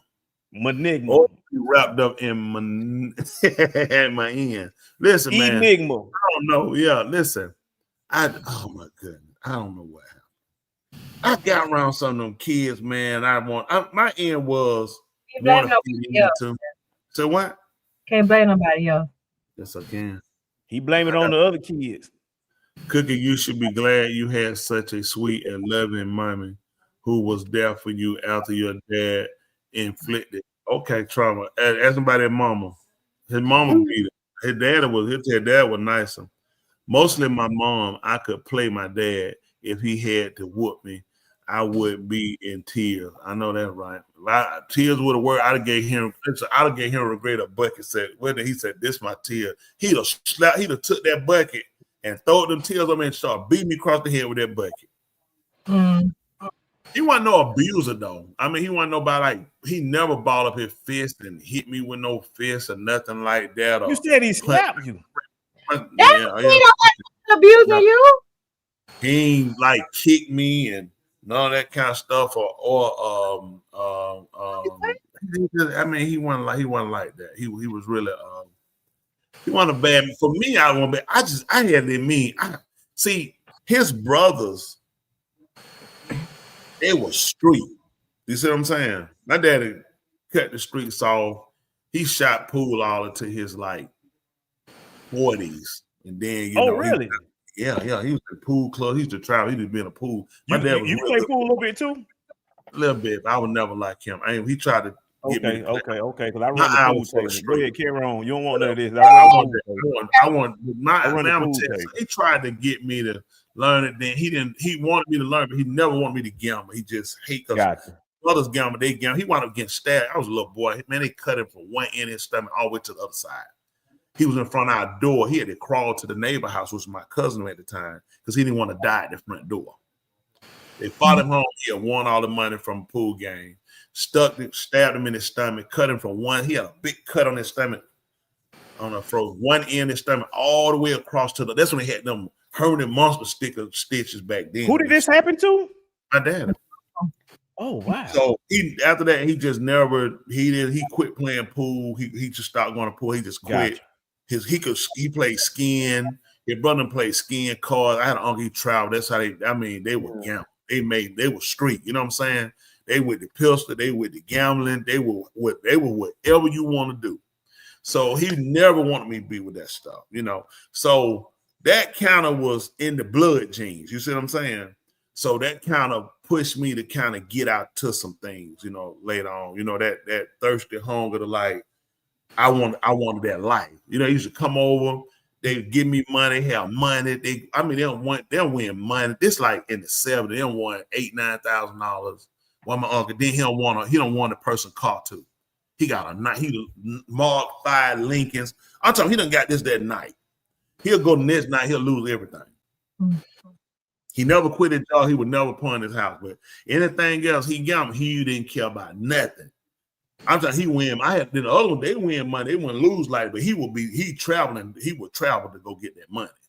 He was big on that money. Just like, you know what I'm saying? It was like, and them guys will be whatever they got to do. You know what I'm saying? You want to shoot it out for it, they'll do it. So he didn't ever want me to be that person. He wanted me to kind of stay focused. I think that was his kind of drive in, was staying on me being tough. Like, I know where this could go with you. You know, I get based on the gene pool, kind of keep you in it. But I wound up getting that drug game. That was it. I was like, man, I want that life. I looked at that work. I had another. He ain't do no work. He ain't like working. I had that same spirit. I ain't want to do no work. He want to work on the farm. My dad said, man, get a box of bullets. Every bullet they had to kill. They had to have a kill for it. They had to count the bullets. So when they shoot, they can't miss. They're wasting bullets. So their daddy give him a box of bullets. They got to have a kill for every bullet. My uncle would take one of them, he get the bullet, he just go shoot him up. He ain't care nothing about it. Light skinny hair, blue eyes, he'll kill you too. Some guys, they were like off the chain. They was like, you know. So I don't know, man. That light I kind of had that light. I'm like, man, I'd rather hustle, man. I'm like, I didn't want to do no. I'd rather hustle. So he had to get that kind of gene out of you. Then you're seeing people doing stuff. So that kind of was one of the driving force. That's why I tell some of my young people that I tell them all the time. I say, I know, you just got to see. You just got to go and see. Because I know me. That's how I was. I had to go and see. It's just one of them things, man. You just, you got to get it out of you. You got to be honest about it. And you got to have your mindset, man. You know, some stuff you don't want to have to see it. Some stuff you want to take note of from other people's experience and then get smarter. But every now and then somebody got to go and get experience. Some experience will kill you, but that kill you experience will help somebody else to see, say, well, I don't want that kind of experience. Some people get experience, they get out there, they make like me. I made it back. I shouldn't have made it back, but I made it back. So I had a type of experience I could tell a person about. I said, listen, you don't want my experience. You might not. I want to do what Preacher did. No, you don't do what I did. You probably. I assure you, I shouldn't be him. Does this man still on? Who did what? Who I'm saying now? I can see that Cookie cause people who are super sweet and gentle tend to have the opposite extreme when they are angry. Who's it? Oh, who's that? Back up. Cookie. Oh, y'all, I can't remember my eye about it. Read what they say. And if she said something, tell her fight come with that. What they say? Oh, I just read that, didn't it? He said, I would have gladly taken a whipping from my dad over. See that? Your mom. Why? Crazy. You know, because she was crazy. Cut from a different cloth. You see that? Cut from a different. That's right, man. That's interesting. What is that? What is that? They're both soft on crime now, full of nothing but grace and mercy. That man They're said, done. They're retired. Kids, man, again, was probably really hurt and disappointed because she always gave you whatever you wanted, and you repay her with what? Pay her with bad behavior. Or she had to make sure you had fear of her because of you. Wow, that's crazy. You always will. You spend most of what? Spent 99% of your time with her, and she didn't want you to think she was crazy. That man was up on me. There's no way you said that. Yeah, she tried to sneak him out the other stuff. He want to be with his dad. Oh, that's all. Yeah, I think he was probably like 3 years old or something. Like, he came in one day. He got in my car. He was like 3 or 4. He got in the car. Me. He was like, I was like, why you going with me? He said, if I'm gonna be a man, I gotta go with you and learn how to be a man from you. 3? Yeah, he was like 3 or 4. I just got. And you still beating him after that? Come on, man. You got it. Come on, man. That was your biggest fan. Come on, man. And guess what? Listen, he grew up to be a preacher. I like that. Yeah, listen, yeah. But guess what? He grew up to be a preacher. A little stalkish, you know. Everybody knew that though. She'd have hollered all that time. She talking about, you little stalker. You just stalking. That's how she got to go. Her. You just stalk your dad all the time. You little stalker. I did. Hold on. So the other one didn't stalk you? No, Bryce one. Bryce only came along. Bryce, I remember he questioned Bryce one time. Bryce started going with us. He was like, he said they'd been the best. He said, why you want to go with me and my dad? I was in the front. I was like, he like, I want his dad. He want bad Bryce. Why you want to go? He said, he only going with you because he know you buy me stuff. He did. I said, is that only you going with me? He said, yep. He got shit and getting stuff because he with me, you know, of course. Is he honest? He caught on.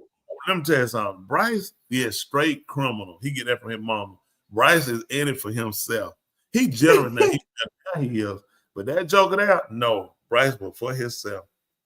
Then he said, well, he does the same way now, which is funny how things worked out. Yep. He like, yeah, it's crazy. He love being on him. He come always be on me. Oh, he got 1,000 questions. Your daddy dead. How your daddy died? What you do? I'm like, you ask a lot of questions. It's getting deeper and deeper as he gets older. I came up on my TikTok preaching. Oh yeah, come on, cuz he definitely came a long way. But it's amazing. But you know what? Through all of that, you look at me with all of that experience and with the what you call the discipline. They call it corporal punishment. I don't know why I don't call sergeant or general. Corporally the body. Well, whenever I'm talking about general, because Henry Gray, the general, trying to kill you to get you to corporal is the body. Yeah. Where you get that from? Have you ever heard of a corpse, like a dead corpse? Corporal punishment. Corporal also means body. That word C-O-R-P, that means the body. That's what corporal means, bodily discipline. Corporal punishment, bodily punishment. I'm gonna have a class coming up soon. We're gonna go. General. I don't believe they say in a way, but they can go ahead and call it's general punishment anyway. So anyway, generally speaking. So and it was major. They should call it major punishment because it's major pain. Corporal is too low. But anyway, I think the chastisement, it all gave us an opportunity for those. You always got people looking to blame somebody, whether an alcoholic parent or a drug addicted mom, or growing up with grandparents, not having their parents, or being the only sibling.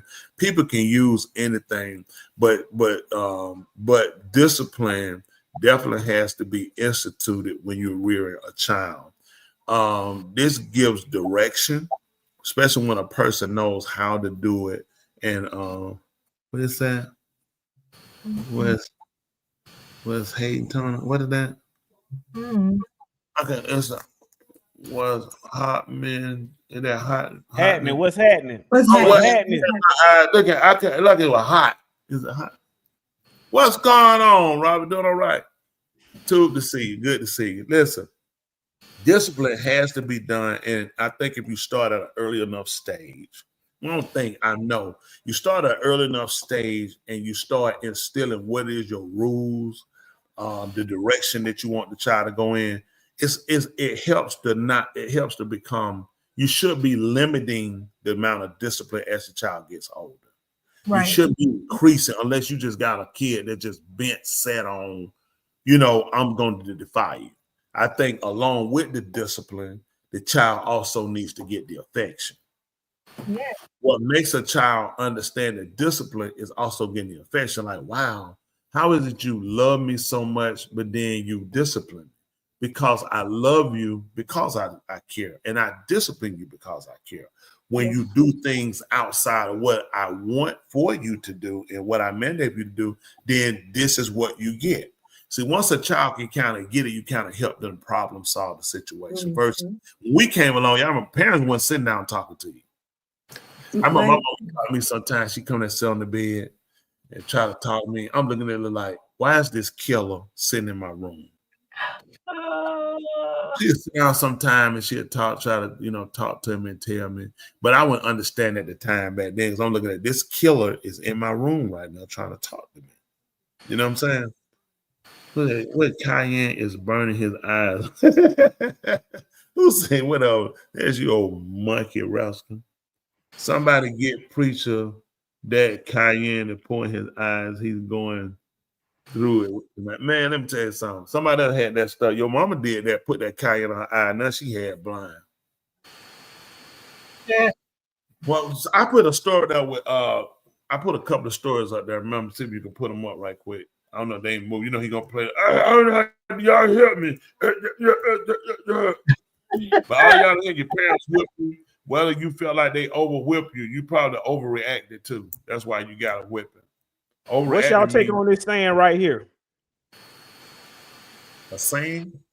My grandmama once said, children step on her toes when they are young and on your heart when they are grown. No, never. That's not the saying I heard. It used to be off your knee, on your heart.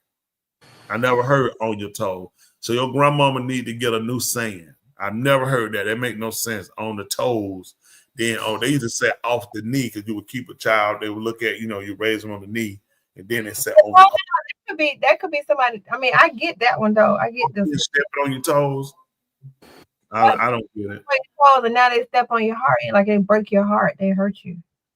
That's the same thing. Off your knee, on your heart. What do you mean? The heart is the heart. What is your kid doing stepping on your knee for? No, why would they be because you never had a kid. You couldn't do it because you're too short. No. You stand a kid up and let a kid stand up on their feet and you holding their hand. So, but you would lay them across your knee to go to sleep because they'd be so sweet.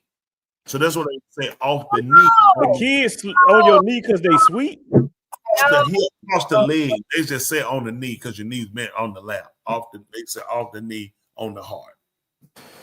No, I never heard that. Yeah, whatever. Time out, Cookie Production. I didn't know that was you, cousin Austin. Yeah, you be going on and in. I'm so proud of you. Oh yeah, Austin's sick. Yeah, his mama used to abuse him. So I didn't know that. Oh yeah, I never heard off the toe on the heart. Hey, so what I have to do is every week, and we had this staff meeting publicly. If y'all have an article, please post it in the private chat and label it clip number 1, clip number 2. Currently, we have no articles posted in the private chat by nobody, so I don't know what story that they're talking about. So what was you look at? Well, can y'all help me and y'all get the chats, the private chats, post the links to the stories in the private chat. If y'all can do that, I'll play whatever you want. If I put that turtleneck down, I'm gonna snatch so many of them wrinkles out your neck. I'm glad you wear it. I did not know you had all the Michelin Time Man marks in your neck. Hey, you always have them as you got an older. Hey, look here. My wife ain't complaining. That's what you said. She a Let her tell us that. Me. Tell her don't call me no more then. Exactly. She calling me, telling me that. Toolie, sweep around your own front door before you try to sweep around mine. Oh, there you go. They ain't want to be a gospel singer. Terrible. Yeah, I put a couple of them over there anyway to get it. Yeah, y'all, come on, help me, ladies, help me. You got time, but you had time to put yours up though. That's what we trying to get on. No, I didn't put up any of mine. I didn't have anything at all. All I was doing, I was feeding off your conversation as you were talking about the rich, the homeless, as you were talking about the parents and corporal punishment. I would just find the videos because I work on the fly. Listen, Preach, just throw it up there. I'm a whatever maggot. Preach, if you want to get jump on, you want to get a Super Bowl? Come on, I'll take you. Whatever, man. You who said that originally? Exactly. He don't know nothing about that. I don't know what y'all talking about. That's what the coach of Dallas told them. Johnson, he won them 2 back-to-back. He took him the first time. They had a commercial. He was driving. He ever had them Dallas. They had all this dust. They would run up a hill. And he came up in a car. He stopped beside them. They were sweating. He asked them where they were going. They said to the Super Bowl. He said, "Hop in, I'll take you." And they went back to the Super Bowl that year. Hey, that was a good. They had them run. They had the data. You just saw all the dust going, and then he drove up on them. And they were sweating. He was on a convertible. I like that was a good one. Then the owner of Jerry Jones lost it and got it. All right, thank you, Resident Joe, for posting some. You didn't label it, but it's video number 1. But I'm assuming this is what you want me to do. So here's what you got. Pick a side. Oh, what is that one? Oh yeah, that was Y'all can read my eyes. That's it. What is it? That mom of 2 survived after being shot in the head. And don't get part of her brain was removed. Part of her brain removed. What the story say? Oh. 4 people were accused of shooting Sasha Johnson, African American mother. Been found not guilty after prosecution dropped all charges. Why? But suffered severe lasting brain injuries and permanent disability. Johnson, she was 28 at the time, was shot in the head during a birthday party in Peckham, South London, more than 4 years ago. A bullet that caused catastrophic damage, removing part of her brain. Now she struggles to speak, experiencing constant pain and has limited movement, partial paralysis, and she has lost an eye. She requires ongoing medical care. The men were Prince Dixon, he's 25, Troy Reed, 20, Cameron DeRiggs, 19, and Devontae Brown with 19.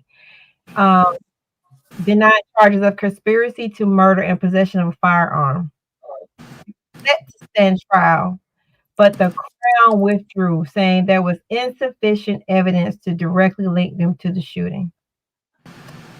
Authorities said that the shooting stemmed from a dispute between the suspects and 2 young men at the house. Investigators found no evidence that Johnson was targeted because of her activism. She was a Black Lives Matter activist. The case rested on circumstantial evidence, including records, movement data, rather than direct proof. That's crazy. They were found not guilty. I tell you what, man. It just show you the system and just how things happen. It definitely was a sad situation, but I was looking through it. It's so many just shootings. 13-year-old shot. These people at games, homecomings, parties at home. The violence, you can blame the guns, but we got to look at the people. Guns don't just kill people. People kill people. A lot of times people say, "Oh, we got to get the guns." We can't get the guns off the street because that'll lead the criminals only the ones to be armed. We got to make sure that guns are in the hands of the right, responsible people. And we got to make sure that irresponsible people don't pick up guns by putting stiffer, harder penalties on people that are felons, convicted, especially of gun violence, to make sure they don't get guns in their hands. And when they do get one, understanding they're looking at life in prison. Black or white, green or yellow, maroon, beige, and polka dot. They'll make a difference. That's what we have to do. But to take guns out of the hand of honest citizens is not even American. America was built on the premise of having a gun. You have the right. And these people keep pushing this socialist concept of taking guns from legal citizens and honest citizens where they happen to defend them. So what am I supposed to do with somebody breaking my house or attempts to break in my house? When somebody tries to rob me or take something from me, or if it's 3 or 4 guys attacking me and they have a gun, I need to be able to defend myself. So people need to be able to possess guns who are legal, law-abiding citizens responsible. That's the best we can do. Irresponsible people, we got to make sure you never pick a gun up but one time, and that be your last. You know what this right here? What is that? I can't see what that is. Helen, Grace, Amelia, hey, how you doing? Shout out, everyone. How you doing, sweetie? Shout out back to you. Shout back out to you. Great to have you. Okay, this right here. What is this? Read this. Dame Dash. What are you doing? And also good to see Bobby the Builder tonight. You've been missing a long time. Go ahead, Tula. You that education I help pay for. Damon Dash criticizes 50 Cent's network docuseries on Diddy, calls it nasty work. There's a 4-part series. Oh, I'm sorry. Dash criticized 50 Cent over a new Netflix docuseries on Sean Diddy Combs, calling it nasty work and accusing him of tearing down another black man for entertainment. He came on Instagram and he voiced his frustration. There's a 4-part series, Sean Combs, The Reckoning, produced by 50 Cent, which follows Diddy's career, rise, and struggles. It premiered on Tuesday, December 2nd, but Dash wasted no time publicly condemning the project. Dash wrote on Instagram, "Never trust a black man that will make a documentary tearing down another black man for a white man. That's nasty work. I'm not playing these ghetto games that's played out." He also shared old photos of Jackson with Daphne Joy, who has been linked to Diddy. I actually had an opportunity. Matter of fact, me and my boys, we got through watching it today. 4-part series, we actually watched it. I was rather at one. I did not agree with 50 Cent making that. I thought it was kind of for him. I had some form of respect for 50 Cent on some. Really? Not for the music or anything. You know what I mean? Not being gay, being doing what he did. I did have some respect for him. Good to see you too. But I was kind of, you know, if you were gonna take time out to just go after him and it looks more like you're attacking him because of your baby mother Daphne, I definitely had lost respect. But watching the documentary, it really wasn't like that. It wasn't what I was thinking. It's actually interesting. I would encourage people to watch it. He actually, they actually did a good job. Again, he was not responsible for the content. Netflix wanted that to be known. He was just executive producer. None of the people that spoke were paid. It's really interesting. I would encourage people to watch it. None of the people spoke what? None of the people on the document, none of them were paid. Netflix wanted that to be known. None of those people were paid. 50 Cent had nothing to do with the content. He's just executive producer. I guess he kind of got him to do it, but they put this together. It's really not a bad story. It really gives you an opportunity to look at some things with him. I think I kind of understand some things more about him. A lot of people kind of coming out, and I felt like were lying about him. For me, this is what I say on the whole Diddy situation. I disagree with him. He's a very immoral person. Sick, psychotic on a lot of ends. But I think a lot of things were, you know, he dealt with people who were starving to be known or seen, and they put themselves in a situation where they could be damaged in the way they were. They basically, when you say he disrespect people, Sean didn't disrespect everybody. He disrespected people he knew who would sell their integrity in order to be a part of. And he knew they were clinging on for clout. So I'm going to make you prey on them, spot them out a mile away. He spotted them and he used them for that. I know you will sell your soul. You will let me do whatever I want, and I'm going to take advantage of that because you're going to tell your friends you hang out with who. You're going to tell your friends you know who. You're going to tell your friends you can call who. You're going to show them pictures of your phone. You've been with who. So who going to do you? So you got to be real careful, people, about people that you're around associate with. My boys see me deal with people. They tell I'm really funny with people. I'm really funny with taking things from people. I'm really funny with how I deal with people because I know how people are. And they'll tell you, I show them that I say, you see why I made this decision? You see what they be like, yeah. I say, you see why I made this decision? I said, it's always about my integrity. And you always remember, once you lose your integrity, you don't have anything. Integrity is going to top dollar. I tell my integrity is going to beat dollars. So I move a certain type of way because I always want to make sure my sons see when I come up my boy. I always want them to see something and say, if nothing else, be able to kind of reflect back on the old man move like this because of, and he has integrity. Yeah. You can do that, but you'll lose integrity. You want to always be able to address people, to say things to people because you have integrity. Because people always, you give people advice, they look and say, first of all, first thing people say, who are you to tell me something? So it's important to have integrity. So those people, when they look at all those people, none of them had integrity from Cass. They can say, no, he shouldn't have beat it. No, he shouldn't have kicked. At the same time, this the same Cass. And see, this is what people are like, oh, he used his money, influence to buy his way out of it. He couldn't buy the jury. If you look at it, they have two of the jury members that's talking on there.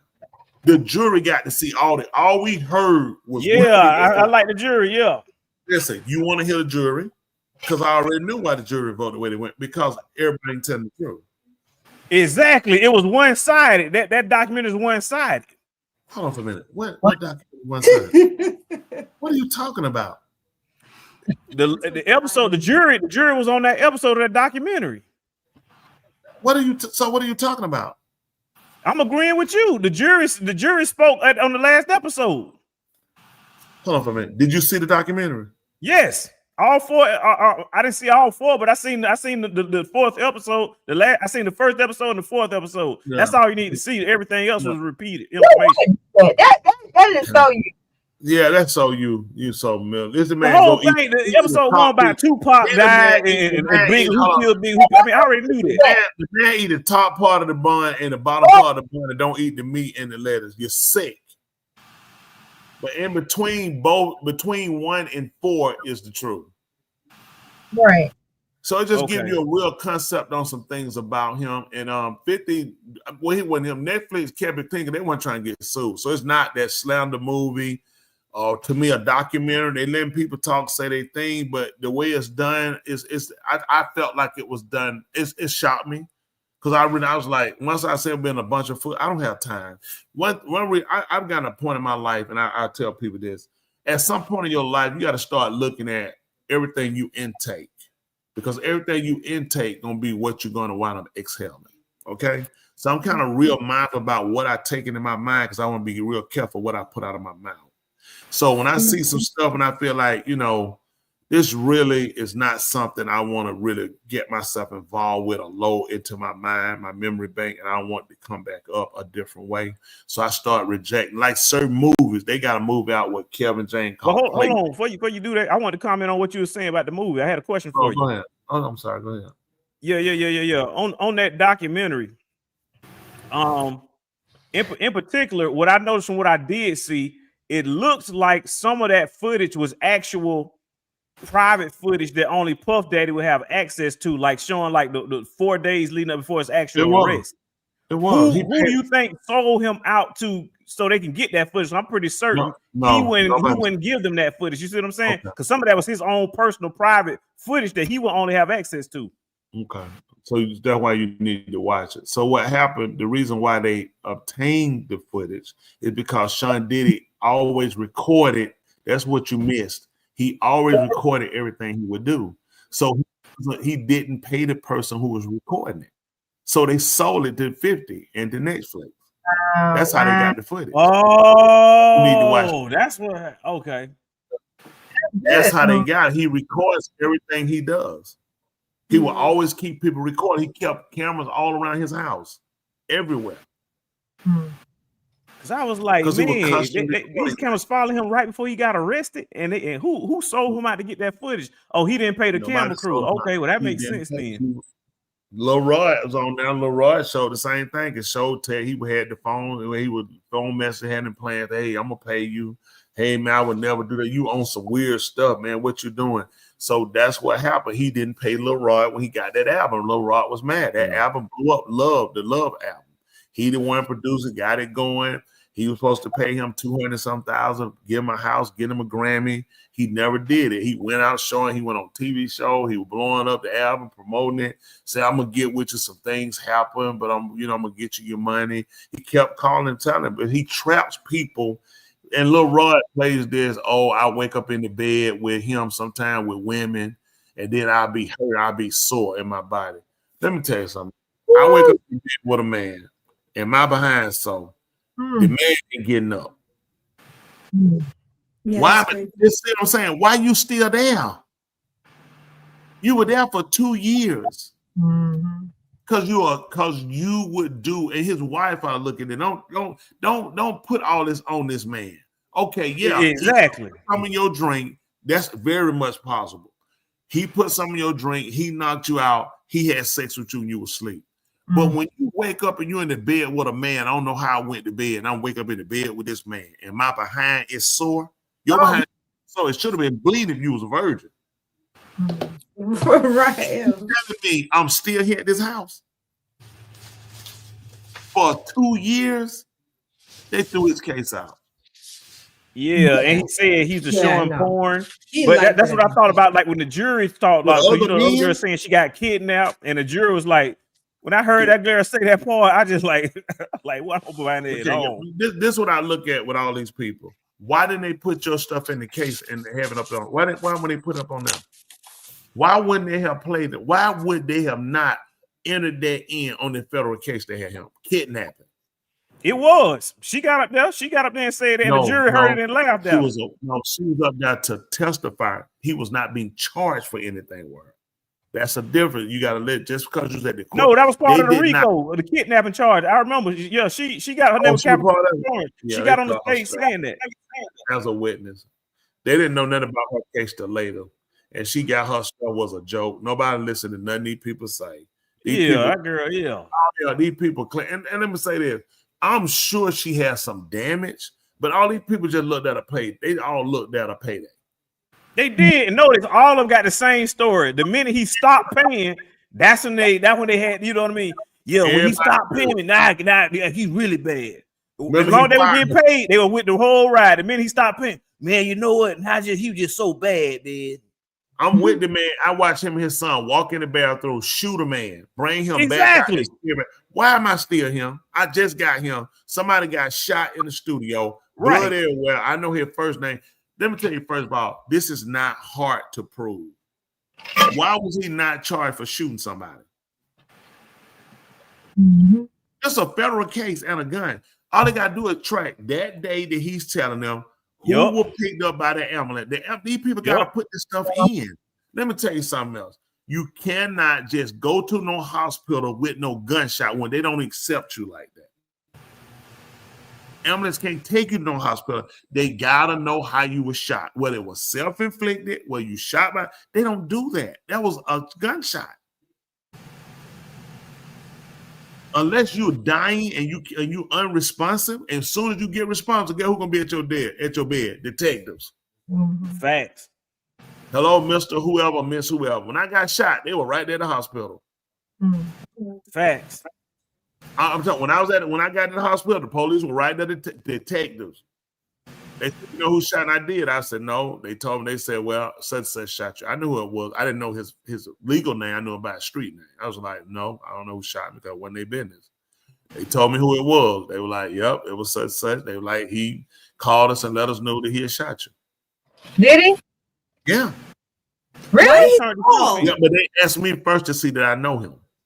But why did he call? Oh, so you're gonna be, you go by the G code. You ain't gonna tell, huh? No, yeah, you don't tell that. But Pritchard, why did he call to say he did it? Yeah. Because he didn't know if he had shot me if I died or not. He But shot me. it worse. I definitely wouldn't have been telling. Well, he Yeah, knew. I don't know. There were people. Everybody knew who he was. So you're trying to get a deal as quick as you can. You know what I'm saying? Trying to get a deal, turn yourself in so you can make yourself look like, hey, ain't no runner. Because now you got to look at this arrest coming. Are you gonna get a bond?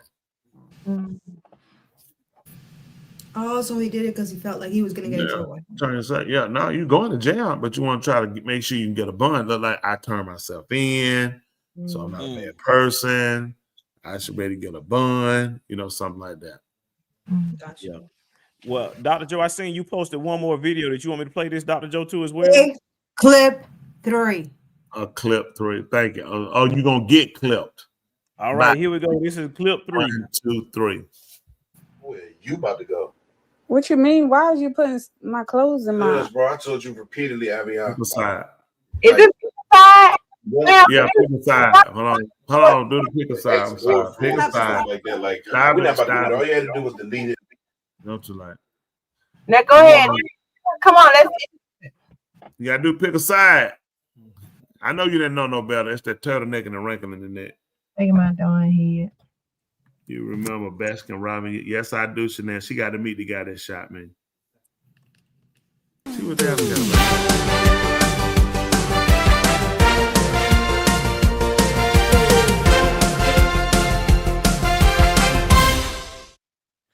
Yeah, ladies and gentlemen, welcome. It is that time again. This is the time when we play a video and we ask y'all to pick a side.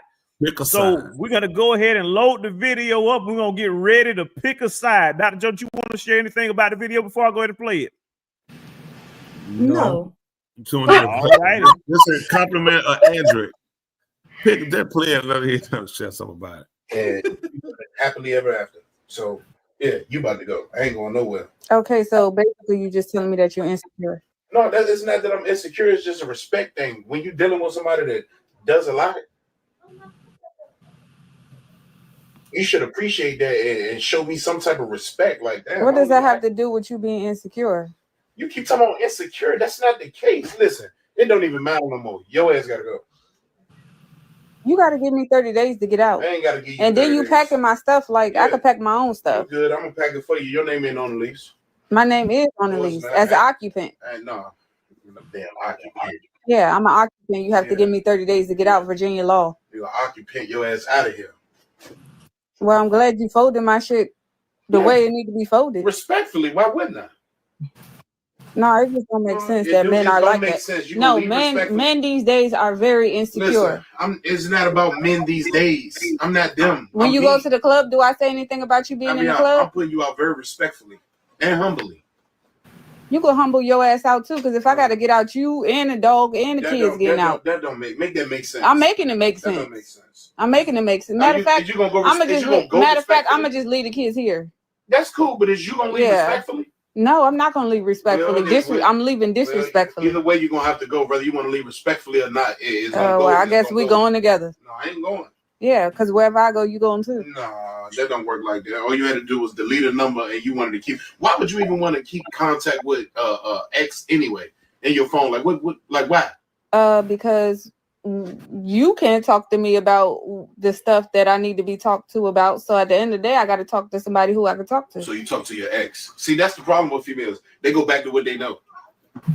That ain't got nothing to do with going back what I know. So what you got his number for? Say. I just told you.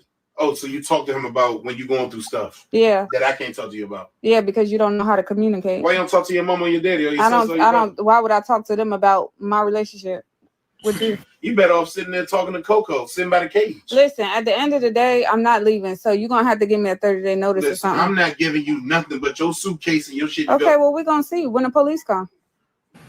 When the police come. Yeah. The police. I ain't calling no police. I'm Police calling ain't the gotta come police in. What you because calling police you for? can't kick me out. You have Oh, to you're give me not about to 30 bring no days. police here. Yeah, my mother's a lawyer. I No, know all yeah, about this. I ain't tripping about none of that. Yeah. You ain't calling no police over here. Okay. There's no need for you to call. Okay, the that's all I gotta say. This your head, man. Where we about to go? Well, let me tell you something. Woo! I don't know. Y'all got to talk. Pick a side. I'm picking a side. I'll pick her nose. I'll pick her behind up and carry her and set her right outside on the rail. That is, you really trying to get hurt. Why would you tell a man that you talking to your ex-boyfriend about him? Right. I got to talk. Right. I can't talk to you about. I'm talking to your mom and dad. Because no, I don't know why I'm talking to him about you. Woo! And man, is he insecure? Is he insecure? She's talking to her ex-boyfriend about the man she live with. I'm lost. I don't know what's going on. Hey, Queen. I don't know what y'all tell her. Whose side y'all on? This is crazy. Come on, Tula. You quiet over there. Put Tula on the big screen. Yeah, Tula, talk to us. What am I asking? What's the question? What she got? What? Oh. Tula, don't do that. Now you acting like me, like you ain't heard the question. Go ahead. What? It wasn't disrespectful. Who wasn't disrespectful? It was real nice. I'm with you. You would think it's a skit. I know what it be. She has a skit mark on her draw, dragging her out of there. Then you don't call the police. Why you think call the police? You calling a guy? I think she's still talking to her ex about not only their relationship. I'm with She her. just admitted she talked to him. You said I wouldn't say thinking. She admitted that that's not something she was arguing that she wasn't. She tells you the thing is she's saying this. He's wrong because he's insecure. He's saying you gotta go. Why would you have the phone number of your ex? Why would you be talking to him? So it's not a matter he thinks she's doing it. She just said, she's talking to him. That's what she doing. And she said what she doing. She need to talk. There's things she need to talk to him about that she cannot talk with the gentleman she's living with. That's why she gets his number. And it's stuff about him, which is like overly like, yeah, you can't. Ooh. I wouldn't even give him I wouldn't even give her the clothes. Just leave. No. You get them clothes from there by the street. Then you're gonna pull that. You got to give me 30 days. Yeah, that's the kind of stuff. She'll tell the truth on that. Now she on the list. Yeah, right. she can. But she got a this point the part. on the legal side. She's not on the lease. She's not on the lease. If you let She somebody, said she on the lease as an occupant. She's saying that he told her she's not on the lease. She's not on the lease. She She said said her mama a lawyer. She sounded like she might know something. And they got something also called what them squatters' rights and all that stuff. Yeah, squatters' right. I would go with the squatter right over that. But this the thing though. They don't give you 30 minutes. They don't give you 30 days. If the wife call and tell you got to get out, that y'all have an argument, they'll ask you to leave then. They gonna say, well, give him 30 days. You got to leave then. You're doing something. And something like that should be changed. Well, let me say this. It shouldn't be, first of all, it shouldn't have to be a law issue versus it should be an issue of what's right and what's wrong. When you decide that you want to talk to your ex and it's about, and the other person has said, listen, I don't want you, which they shouldn't have to tell you that, but I don't want you talking to your ex. Then the fact that you're talking to your ex about him, this is booty call. Yeah. Because if you sympathize and tell me everything you with, then that means you trying to get me to come in and do better. I ain't happy.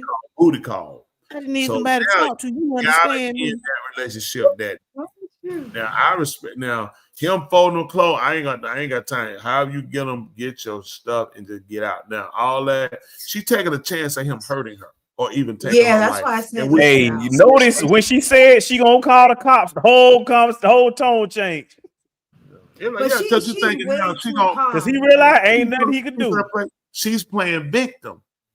Yup, ain't nothing he could do. When she said call the cops, he knew, hey, ain't nothing I can do. A woman like that is dangerous. Go ahead and Very go ahead dangerous. and date. Listen, the day is her 30 days. Hello?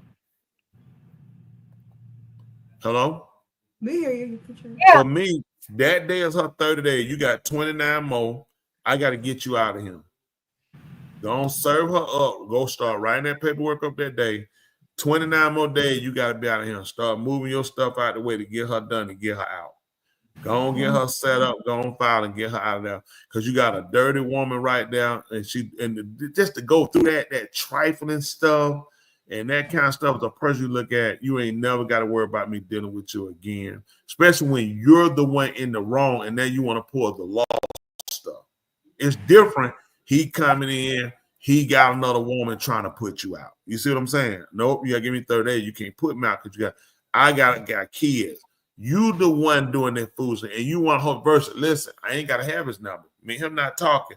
That's over with. I'm not willing to lose my relationship with you. That tells you right there's no relationship. No, and he's a retard. She don't care about him. That number. You just insecure. I'm just talking to him about you. This is who goes for this. You talking to another man about me? Another woman will go over there. Oh, I'm what number? I talk to her about stuff I can't talk to you with. This is a booty call. So I'm talking to her about you. No one's going for this foolishness. And the fact that her brain does that tells you he already had been running a weak relationship. And she videoing herself. It's a weak relationship. She plays him. Yeah. I'm gonna leave the kids in with you. Talking and 9 crazy. times 10, what I'm hearing, guess what I'm hearing? Them ain't his kids. You don't think why No, kids no. It's not even a question. If you put me out, where the kids going? Come on now. Think about that. He caught Why up would with the it. kids You got to get a scoop analyze, Tula. So if I'm putting you out, why would I be putting my kids out when they're my kids? You're the one talking to the guy. Exactly. Those are not his kids. Exactly. Oh, yeah, okay. That's right. That Let me would- put him back on the big He screen. put the Tula, same. so you Why would I ain't put my making no kids point. out? He's good with the kids. This is the type of trifling woman she is. She has him. Trifling. This is with low self-esteem, right? Low He took self-esteem. the woman and got all these. She been using him because he would take care and keep the kids and claim them like his. She has taken it back. Look, she video and talk to her. I ain't going nowhere. You going wherever I go. Wait, you going where I'm going. You ain't gonna put me out there. And then okay, from where I'm going, I'm gonna let you keep. It's never let me end this stuff. Ain't nothing with him. I'm sorry. You ain't never got to worry about me talking again. The relationship. She showed the bad relationship, telling you she is doing something with another man. It's deeper than what he's seeing. He look at it, folding her clothes. He been folding clothes. He's folding her clothes, Bridget. I know, crazy. but he said he said being been respectful. folding clothes, putting them up, smelling drawers, the whole nine. He's sick. What she saying? She telling me she proud of. You ain't talking. Ain't no man letting you talk to him about no another man you live with without him saying, "Let's lay down right here in the bed and talk about it." She proud of sleeping with her ex, but can't stop it. Ain't no problem. She good. That's booty call. That's right, Chelsea. He was way too slow. Yeah, he gonna tell. So am I? What? So am I to think he's talking good on that man in on that man in, knowing what he had. Oh my goodness, my eye hurt with her. No, it's not you, Bridget. I don't know what he said. That's all right, Andrew. It's getting late. He from Mississippi. You got to be able to understand that. She didn't get no whipping coming up like that other black lady, cause she definitely mental. I'm trying to tell you, man. You people kill you for that kind of stuff. You got somebody up on people, man. People look at me. Let me tell you something. I'll tell you about this. The easy thing to do and cheat, just leave. Yeah. Don't put nobody in no situation get yourself hurt. Yeah. Just leave. Just leave. Go on and leave. They just come up, man. Just listen. Go on, leave. Don't sit down. And these folks, oh my God, brain. They're gonna leave. It ain't worth it. People kill you. These people hunt you down. Why put yourself just leave? You got a boyfriend, you got kids. She can't go nowhere. Nobody else gonna take up with them kids. Come on now. This guy nice enough to do this. You made a fool out of him, and then you videotape him, which is more demoralizing, and you posted it. Yes. She just totally demoralizing this guy. Mm-hmm. This is a woman who will push the envelope and she'll come up on one of these sites or on the news dead because these guys are people that take a lot and they snap on you. They lose. She do better with a crazy guy. He'll look at, I don't want to kill you. Get out of here now. I'm telling you, I don't want to kill you. Him, you'll keep playing him, pushing him, and then something snap. You'll come up dead in them kids. Don't do that. Just go on and leave. Yeah. Go on and leave. He said the kids, get on your feet, come get your kid. The fact that you leave your kids say you sick anyway, though. Right. You will leave your okay, I'm gonna leave the kids. You nothing is saying fix the relationship. Okay, I'm gonna leave. I can't get 30 days. I ain't gonna delete the number. Okay, I'm gonna leave the kids here. You already plotting this out. He'll keep the kids. I can go hit the street, do what I want to do. What woman leave her kids with another man and it ain't his kids? Yeah, you know who I'm gonna blame? The women who watch it, who connect to her, who know her, who don't tell her, girl, you straight stupid. You look like a stupid fool. And tell us the preachers call her a stupid fool. You gonna your kid, this man could think of it something going in his mind, he lose it. You out here, I got these kids, these ain't my kids. Some snap in his mind and say, I'm gonna kill these kids. If something happen to them kids, they need to bury you in prison. The kid, think about the kids wake up, well, my mama, oh, she gone. She with another man. My mama left us here. You're not our father to go be with another man. She didn't make provision to take us. You can come back for us. In the animal kingdom, they don't do this. That bad business, man. Y'all, the female lion, when she has to leave, get out, she always takes her cubs with her. She's not leaving her cubs. I don't know what people man. I don't know.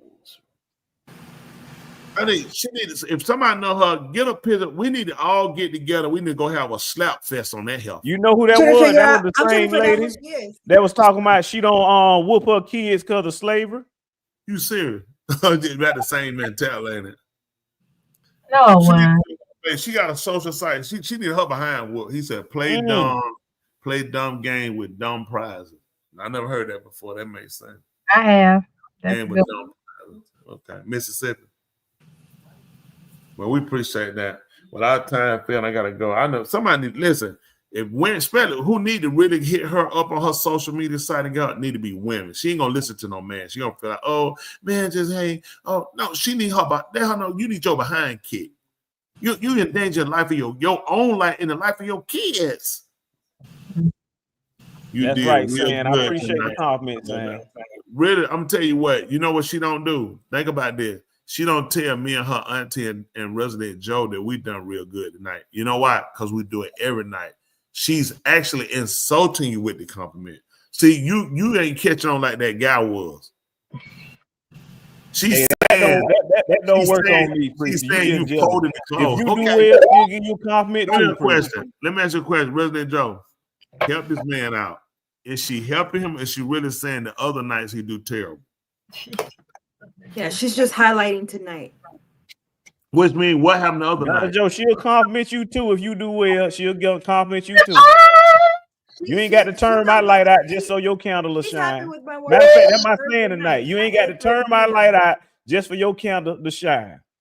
Man, your candle ain't even shine. Uncle, let him live. He was right. Ain't nothing to that, man. Listen, we're not paying him no attention. Lady be laughing at you. She walks so Jerry Springer could run. That's what I'm trying to move, boy. I tell you, that woman out, that little helper out. Somebody need to snatch her bald headed.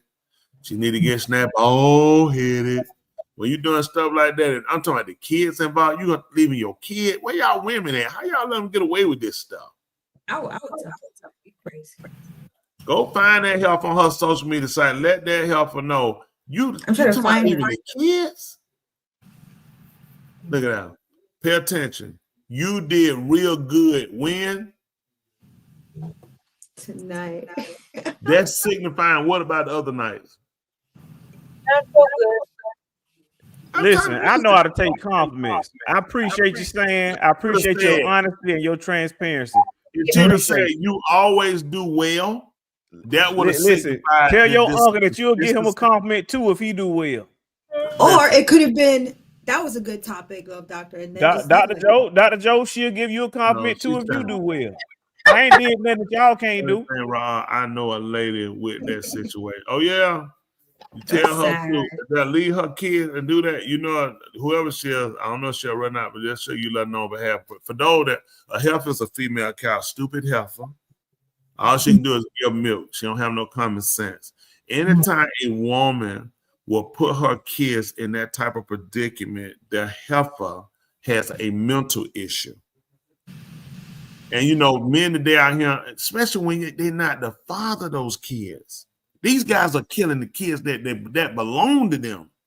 Let alone leaving some kids in a man's hand to go talk to a guy. Right. No, that hurt me back right there. That hurt me tonight. That's disappointing. I mean, the kid. I'm thinking, think about they wake up. Well, mama. Oh, I had put out she going to be with another man, but y'all can stay. We'll go. Well, she said y'all stay here. When they finally get old and I don't know what their age and put this together, you left us here so you can go be with another man.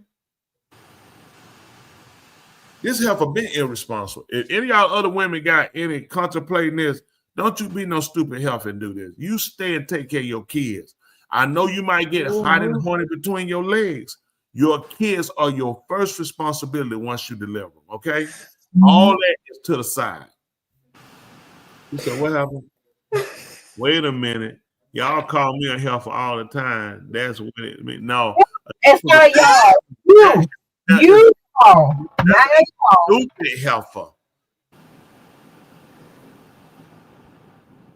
Moo. Listen, that one now, she need her behind beat. Don't y'all agree? You'll stay here and put your kids in that kind of predicament. Something don't need to happen to her. Yeah. Left her kids on a guy, and they're not his kid. All the while she was dealing with other guys, and he knew it. Yeah, that ain't no brain. Yeah, that brain. She was ready. She just offered to leave him. Then that's about as dumb as you gonna get. He just wanted her to leave the number. We had that conversation. That's sad. It's a sad situation, y'all. I know our time ticking. Now, what happened to our music when we used to go out? What happened to, I ain't getting no bad. What happened to the time that the 2-hour time marker that we used to go off on at 10:30? That what happened to that music. If you had the music be the one out we post, I'm telling you what we about to do. I got shot too many times. Why you playing the music? Why y'all playing the music? We ain't done. I'm like, hey, I ain't getting shot by this music. No, wait a minute. You can. Let me hear the music right quick. Let me say the music. And we ain't getting no royalties for playing them people music. Too, if they put some in the cash out. No. Yeah, y'all put some in the cash and hit the subscribe. No, I'm talking about the music man. Is the music man putting something in the cash out? Y'all hit that I want that man. What that band name, Tula? You know what? Don't even say their name because we ain't promote none of their stuff. They not putting no money in the cash out. A little bit anyway. Come on, man, because it ain't getting no better. They play a little bit of that, so we ain't getting it. Y'all put something in now. Play our song for them, then maybe they'll do better. What happened? What the man got? Yeah, she needs her behind beat, and she said her mama was a lawyer. Maybe she grew up rich, and no, she didn't. Maybe her mom need to get her locked. Maybe her mom need to become a prosecutor and have that help incarcerated. There it is. Oh yeah, that's what we talk about. Listen, with everything going on in the world, time for us to. What happened to them? What? You know what? You and that lady got to get put out tonight. And you ain't gonna get playing. Y'all don't hear it. Trying to hear it. You stopped it. Yeah, you stopped it. Yeah, that's what we need to do, y'all. When we seeing what's going on in the world today, We cannot afford to keep walking around with blinders on. There's ever been a time we need to really reflect and start looking at things we're doing. It's the day. I have a saying, the past is so far behind us. The future is the only thing we got ahead of us. Back and reflecting on all the mistakes, decisions we made. We can't afford to go into the day making the same bad decisions. We got to start holding ourselves accountable as well as one another. Each one of us, we truly are our brother and our sister's keeper. If nothing else, if we don't have the verbal conversation with them of what's right and what's wrong, morally, we are responsible to hold up a standard. If you don't do it, it's not because you don't see us doing it. You just choose not to do it. Hey, with that being said, we appreciate you guys so much for taking out your time to spend time with us, to conversate, to laugh, and sometimes even cry. And most of all, reflect. I tell you this, if anybody asks you, do you mind? You tell them you always mind. Every Thursday night, right here on Two Mics, my mind. And nobody else tells you they love you. Hey, we love you. And our language is called a hug. Truly love Dr. Resident Joe. Take us home. Yeah. Yes, Go ahead, Dr. Joe. They I already went. Mine is you ain't got to blow out my candle just so that your light could shine. Okay, that didn't make no sense. Go ahead. Okay. All right. When you change perspectives, you change understanding. What you got, preacher? Top out. I'm trying to hold on for a minute. You read out a bag of them hot fries? No, sir. I got that from that videos. That's on the back of them hot fries. From that Love Doctor videos that they play. When you change perspective. Come on, let's see. We set the bar kind of high, preacher. Well, they have a saying, this little light of mine, I'm going to let it shine. But if you can't see it, then what am I really reflecting? I like that. That was very creative. Yeah. You did well. Tula, now we done set the bar high. All three of us set the bar real high, Tula. Come on. And don't forget the hot fry one. What we talking about? Nothing can dim the light that shines from within. I like that. Y'all great job, everybody. We did great tonight. Cash out. Cash out. Hit the cash out. Hit the like, y'all. Hit the subscribe. What y'all doing? Quit fooling around. Hit the like button. Right here. Subscribe. Cash out. Cash out. What? Yeah. All right. What's the official one you got for us, Tula, before we go? Let me see. Oh, let your light shine so brightly that others can see their way out of the dark. Oh, I like that. That's all. That's what I'm talking about. I like that. Real hard, y'all. That's great. Ahaba. Ahab, yo. We're about to take it back.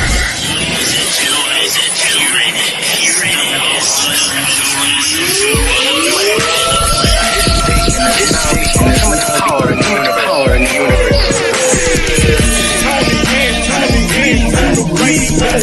Dr. Jones, the love got me going high, Two mics and the mind on the radio.